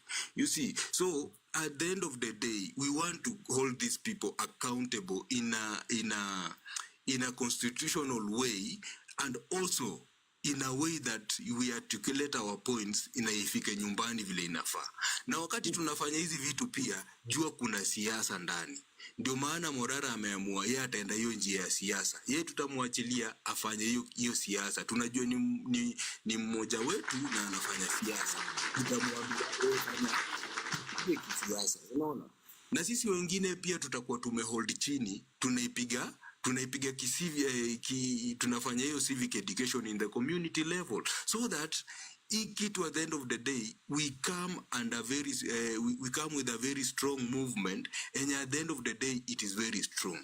Mimi nimepiga hesabu, Trans Nzoia County we have only 25 wards. In these 25 wards we need to come up with self-help groups zenye zitakuwa zimeshika vijana pale ndani. And keep in mind our constitution is very clear. You cannot engage in a community based organization or a social or a self-help group and you do politics in a kataza. You cannot have a church and you do politics in a kataza. So let us also look this thing in a different way, so that at the end of the day mtu kama Morara vile ameenda kwa siasa hivyo, inamlimit hawezi fanya vitu fulani.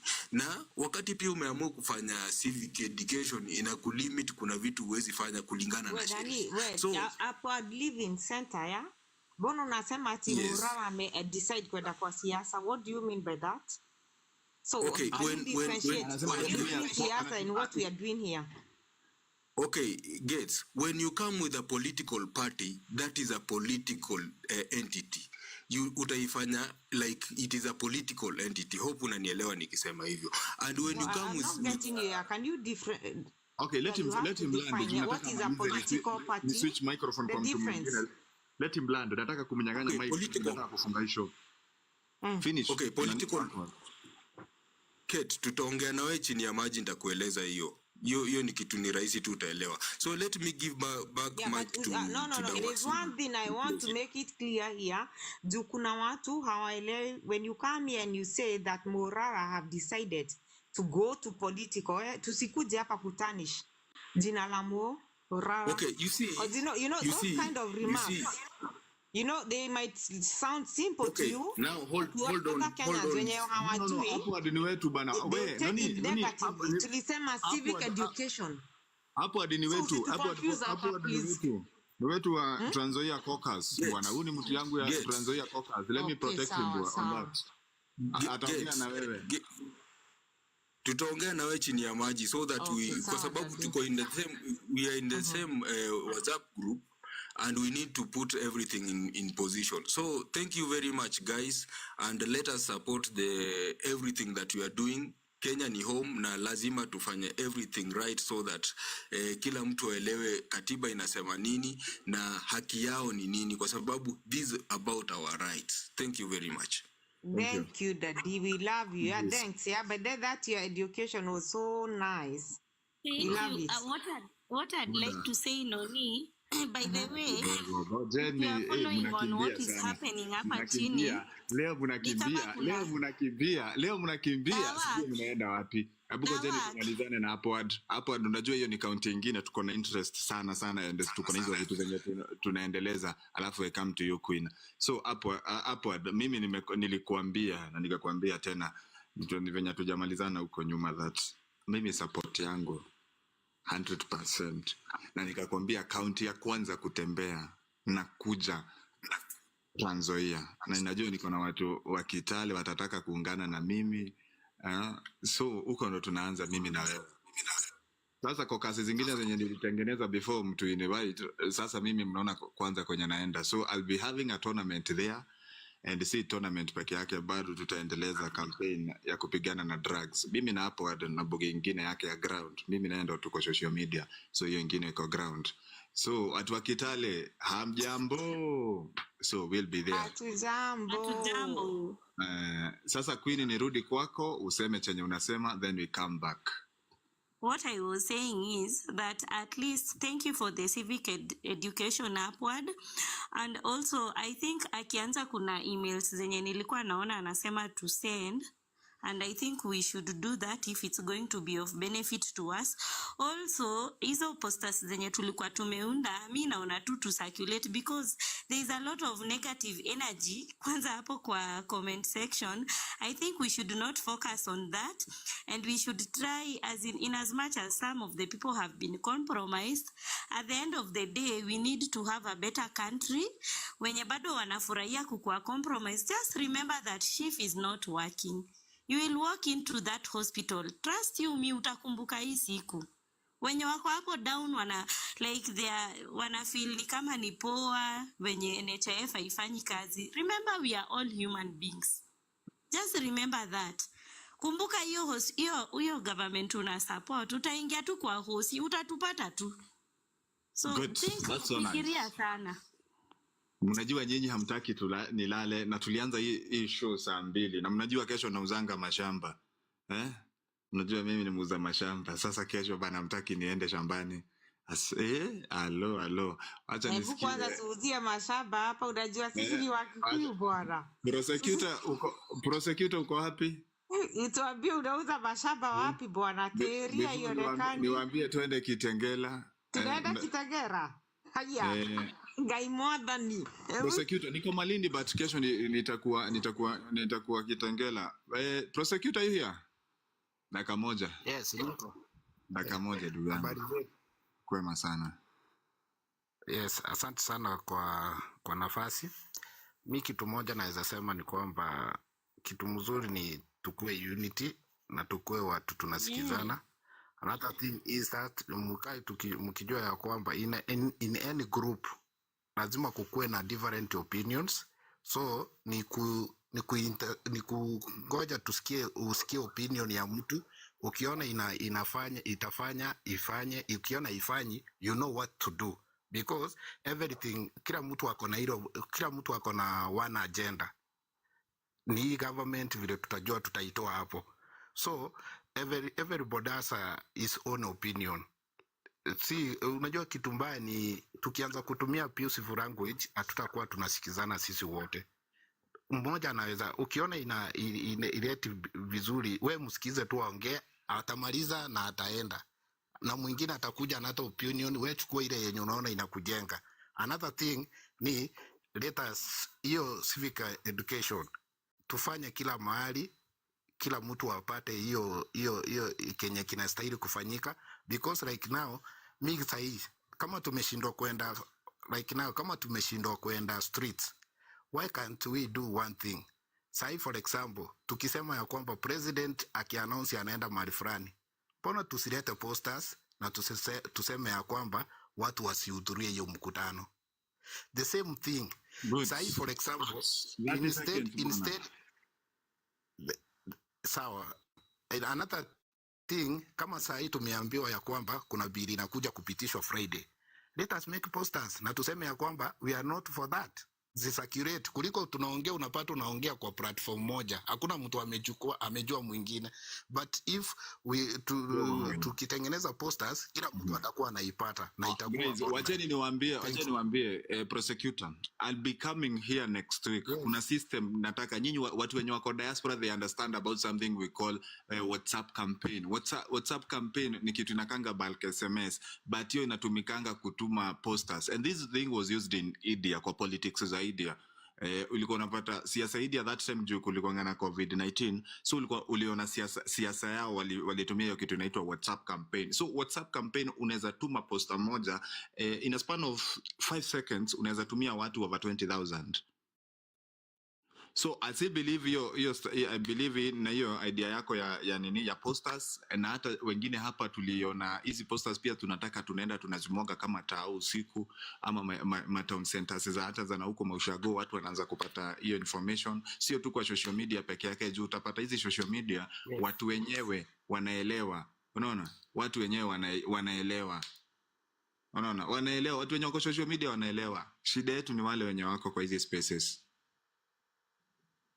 Naona. So kesho kutakuwa na hiyo kesi ya Dani. Guys, last time mimi niliweza kupata hiyo link.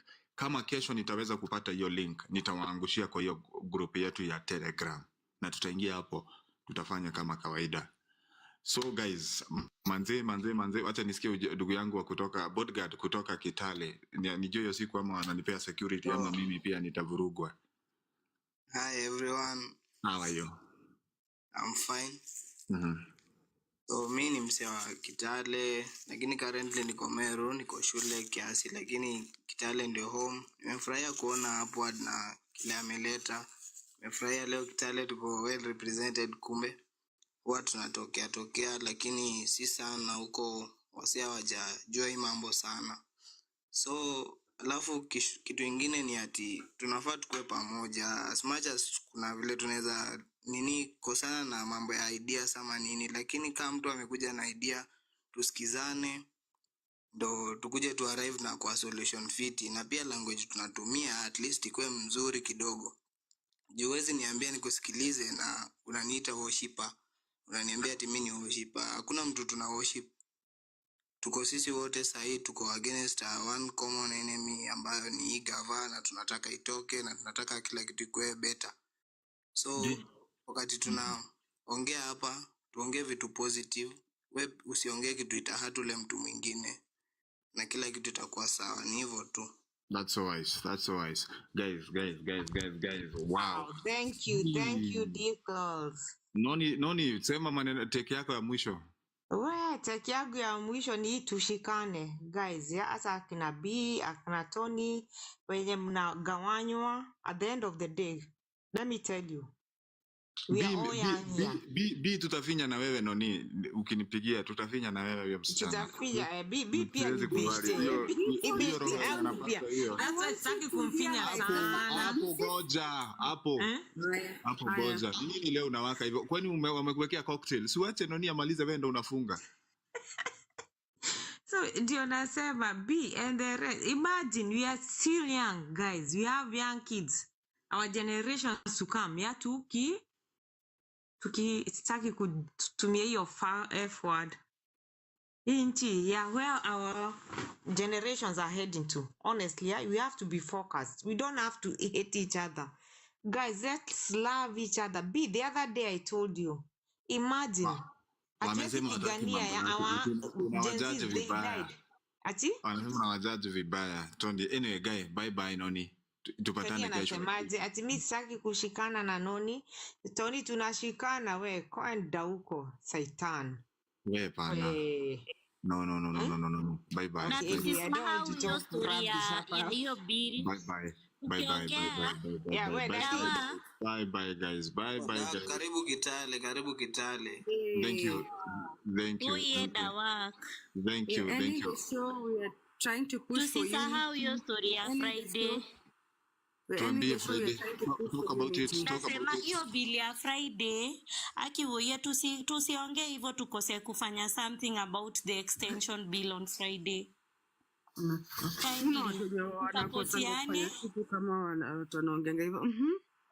Hiyo bill ya Friday na story ya kuamend shift na IBC. Tuingie huko kwa hiyo tustorm huko kwenye tunaambiana tutapatana. We do something about it. Hata kama ni hizo posters and everything kindly. Good. You know we might tunaweza sahau and we end up doing nothing at the end of Kesho asubuhi kazi yako kesho asubuhi ni kutukumbusha. Hii wiki unakaa ukikumbusha hawa Kenya huwa nasahau sana. Hapo unasema nini? Sawa. We have to engage in unity. Mtashinda mkisema watu wamelipa wengine hawajalipwa. Unity is important. Mtu mwenye anafanya actions zenye zina make sense kwa movement, huyo ndio tunasikiza. Tumechoka na motivational speakers. We need to unite in terms of actions.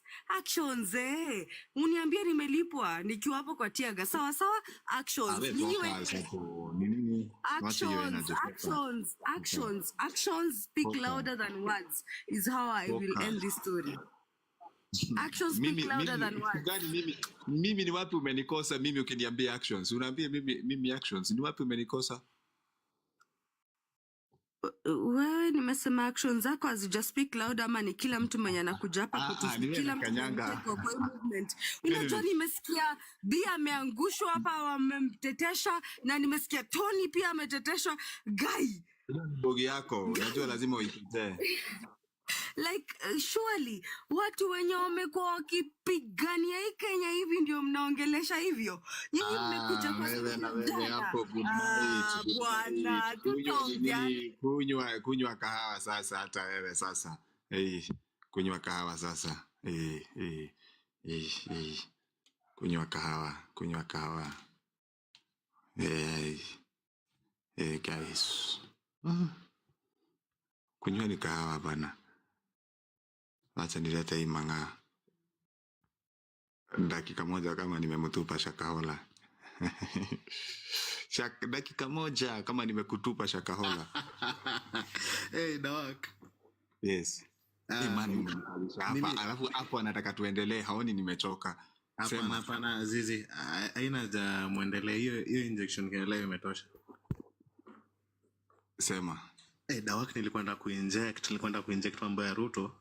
Nilikutafuta ukakuwa umetoka. Unaona nikakuitumia hivi nikapata umetoka. We guys, everybody mwenye ananisikia hapa hivi manze. Ruto tuzimwachie nchi. Whatever comes, afadhali tupigane, afadhali watu wengine waone, afadhali watu wengine waitwe traitor, lakini what should unite us ni Ruto asipate nafasi hata kidogo guys. This country is in ulikuwa na ajenda ya kuunganisha viongozi. Uligeuka lini ukaanza kupiga Morara? Mimi hiyo story ya kupiga Morara nimesikia hapa hivi. Me personally, if I have anything that I criticize Morara, I'm always open. But today and in this day, me, I don't go on the corner. I'm not that kind of person. anybody mwenye ana accuse hapa hivi kitu yenye tunastahili tufanye, to be honest, hata kama watu wako na interest zao zingine, kitu yenye Morara anafanya guys, si kitu ya watu kumchafua. Saa iwacheni asukume. Saa guys, tummotivate aendelee na hizi expose zake. Unaona, hata kama utamjoin kwa chama yake ya siasa, tumsupport kwa hizi expose juu si wengine wanaweza, to be honest Tony. Si watu wote wanaweza kuenda kufanya kitu yenye anafanya. Acha kwambie kitu, mimi kama niko na any criticism I can gladly nifanye initongaje. I can gladly tell you go tell Morara. I don't have to go somewhere niongee bad about Morara if I have anything. I'm not that kind of person. But anyway, saki nikwe distracted na hizi vitu. I think Ruto is a very big enemy. Ametosha si wote tumkanyage. Let's divert all our energy to Ruto. There's a lot of stuff we need to come together and do. Yes bro man. Bro man nilikuwa nashuka kukupigia. Ngoja kwanza niongeze hapa Tony. Yes sir. Usiwahi ongea kitu mbaya ya Morara. Si hapa si story na Morara. Hapa ni kutoa huyo jamaa. Kaumana. Mimi nimekasirika yangu yote. Broman sikia. Broman. Dawak can vouch for me. Mimi I don't care what Noni say or anybody else amongea juu yangu. But Dawak is here and many people wamekuwa kwa live. Wewe tushaisha na wewe hapa live. Ni day gani umesikia nikiongea mbaya juu ya Morara? No, hakuna. Thank you. If wewe mwenyewe check nawe kwa live na ushasikia nimekuwa consistent and I don't care about what any other bitch think about me. Ruto is enough big problem kuniwari. Mi sijika kuna watu lala ja Ruto. Wacha niambie Tony juu wewe Dawaku unanijua kidogo. Tony wacha nikwambie. Tony huko? Yeah, I'm listening to you. Mimi niliponea kufa chupu. Walichoma gari yangu. Nilikuwa Kapsabet. We? Kapsabet alikuwa amepanga watu walete hizo leaves atiki. Nilikuwa naona hizo video, zilikuwa zanipatia chills mahali niko. My colleague alizalia police station na mtoto akakufa nikiwa nimemshika hivi. What are you telling me? Alafu watu wanacheza. Mimi nafunga hii show. Hey guys, ngoja kidogo. Dawak tupatie dakika moja. Broman nako amepanda. Dakika moja tu Dawak. Broman kitu nakwambia, I want to repeat this. Ruto is enough big enemy to unite us. Unanipata? Yes. Ruto is enough big enemy. Ruto is dividing this country piece by piece. Ruto is very diabolical. An abduct watu every day. Sorry, asdi mtu kusema Kenya. Yaani venye nasikia sasa ndivyo nilikuwa nasikia venye nilikuwa natetea mother the first time akiingia juu ya Moi. Ndivyo nimesikia tena for the first time again. Akia Mungu afadhali yote. I can use all my wealth. Niache ametoka. So Neni Broman, one thing that we need to unite, unajua our goal is very clear. Whether unaongea Kiswahili, whether unaongea Kiluya, kiwhat, as long as tuko united kupeleka Ruto home. Hizi nitty-gritty za nani anafanya nini, nani ana head this direction, those are just distraction and we don't want. So that's the thing. Next time ukikuja hapa live, please, anybody anajaribu so you know the people who have been in this movement, you know people who've been on the ground, you've seen them, you've seen what they have done, you see what they are speaking. At least you know at least a part of the heart. As long as enemy wetu ni moja anaitwa William Samoei Ruto, huyo kipara huyo jamaa. Yani guys, tusilegeze. Hata ukikuwa hapa live, hata mtu akutukane aje, we to just take it with a pinch of salt and soldier on, because if one soldier may give up kwa hii movement, tumelose a very, tutakuwa tumelose something. Tumelose hiyo momentum. Ulikuwa unaona nilikuwa najaribu kukamisha hiyo nini tension. Nilikuwa najaribu kukamisha hiyo tension. Yeah, hata kama ni tusilose watu, hata kama ni one soldier, unajua tu vizuri. Let me give you scenario. You know Morara, what Morara is sacrificing anafanya, si ndio? Kutakuwa na watu wanaleta too much questioning na nini, na at some point there will be a distraction, si ndio? There's a way, you must find a way to deal with that and live with that, but insist, I repeat, insist on the main goal. Insist on the main goal, guys. Mimi afadhali hata nisikuje live, lakini niende huko sisi ni bebe tarumbeta na niseme Ruto must go, because we cannot survive even a day. Every day Ruto stay in that power, that means another person ako on the way of harm. A person who can decide that number 2 wake atoshi anaenda nyumbani, that person is I don't know what to describe. I don't have word to describe that person. I don't have word to describe that person. Alafu ambia watu wanifollow Dawat. Nataka kufikisha hiyo niweze kuingianga nini mavideo. Mimi si kuanga mtu wa hizi vitu. Hujasema hivyo. Bro, man hatujakufollow hivyo. Hebu guys, tukishuka kama tuna follow nani? Mnanifollow tafadhali. Bro man. So bro man, the key message should be, na the key message should remain. Right. Ruto is our biggest enemy. Any Arsenal tunapeleka. Hata kama tuko na disagreement ya Morara anafanya nani ama is doing what, we must find a way of talking behind the scene and correcting ourselves and fighting within ourselves. Ndio tunajua ndio tunajua wengine wetu, wengine utasema ni kama mtasema amekuwa compromise ama yuko focus, but let's take those people behind the tent, beat them behind the tent. But kuja hapo kwa message ni moja. Kitu ingine watu wa Morara wanaweza kosea, nimesikia kutumia ma-F words. Anga sijui nyinyi watu utapoteza watu wengi sana. No, we don't want to bring the hata nimeambia Noni is a very good friend of ours hapa, lakini nimeambia whatever you do, like you call watu, let's find even a session, hata afadhali wamke saa 11 tutafutia watu tuwachame before watu wote wamke, lakini tukishakuja sasa session hapa live hapa kwa plenary, there's 100 people wanasikiza. Let's not bring those fights. Let us not bring those fights hata kidogo. It's not necessary. Watu watasema, na unajua kuna nini, hata supporters wengi nini hawa nini watu wa overseas, and they can support a lot with finances. Yes. And we need, in fact, watch at your finance. Bado finance hatuja unlock. There are a lot of finances that inahitajika kwa hii movement. Hizi natuma kidogo, that one is not yet properly determined. We need kitu nafanyika sasa, inafaa una criticize, una offer solution haraka. Vitu zinakuwa fixed. You patch here and there, then you move. Right. That is the deal. Right. Yes. Hizi vita tunapigana hapa, tutapigana hazitaisha. Hizi ni distraction mingi. Nani amesema hivi na nani hajasema hivi. Huyu mwingine nilimuona akisema nini wapi. Kama amefanya makosa, confront mtu mmoja. Dawaka anajua everybody anakujanga hapa. Dawaka kuna contact ya everybody. Yes, atakwambia wewe nimesikia ukifanya hivi. So mbona Dawaka ameniongelesha hapa, kaambia wewe sijajua kitu kama ilifanyika. So Dawaka is able to go beyond the tent and talk to me. Noni has access to my inbox, anaweza niongelesha. Anybody else akuja na wewe, you guys hapa hivi naona ulifanya vibaya, ama hapa hivi hata kama kuna right ya kuongea, but there's a limit of how you do things, because we cannot afford the goal guys. I repeat, the goal is too important. It's too important than your ego. It's too important than how you feel, mtu alisema nini, ama venye mtu amevaa nguo gani, ama mtu meno yake anakaje, ama anatoka tribe gani. The goal is so big and the stakes are so high, guys.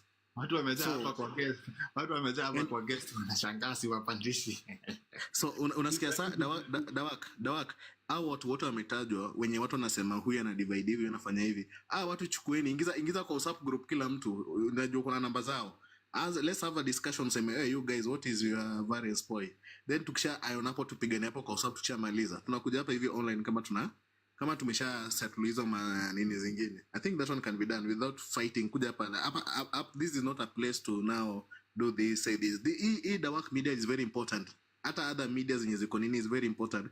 We want a session, hata ikiwezekana TikTok next time itongeze spaces watu 10. All people wenye wako na big platform wako hapa. We do a proper revolution inayoonekana hii Kenya. There's a lot to do. There's still a bit of time, but one thing that we don't have time is divisions. Hizo division ndogo nini, that one you don't have time. Mistakes will happen, yes, because we are a young movement, we are still young, we are learning the ropes. Mistakes lazima zita happen, but let's walk it forward. Criticism pia ziko, but criticism let's find a way of also bringing them. Tusionekane ni kama pia tunafinyika side moja sana. Criticism imekuja naambia msee, umesema kitu poa lakini wrong forum. Let's go behind the tent, then useme wapi ulifinyiliwa. Nani alikuongelesha vibaya, nani alikuonyesha madharau. Thank you, then we move on. Ruto is the goal, guys. Tunataka watu 1M. Sisi wacha tu focus. Yo guys, mimi kitu yenye niko ni ati sitaki mtu anapiga kazi ya Morara anafanya. Hapo ndo tuna protect, naona tuachane na kazi yenye anafanya. Guys, watu wengine attack whatever mtataka, lakini hiyo shughuli yenye anafanya ya kuexpose anastahili apewe support. Morara is not our enemy. Enemy yetu ni Ruto. Morara hajaitisha kura, by the way. Si ati ni uchaguzi tunaenda ili umchukie. So, and the same thing Dawaki tumesema, bado kuna Morara, bado kuna watu wataungana na Morara wengi. Kuna watu watakuja kwa hii movement bado hata haijaanza kukura. We are not even a quarter part of it. And itaenda cross intergenerational. Itaenda cross intergenerational. Bado hatujaanza kukanyaga roads bado my friend.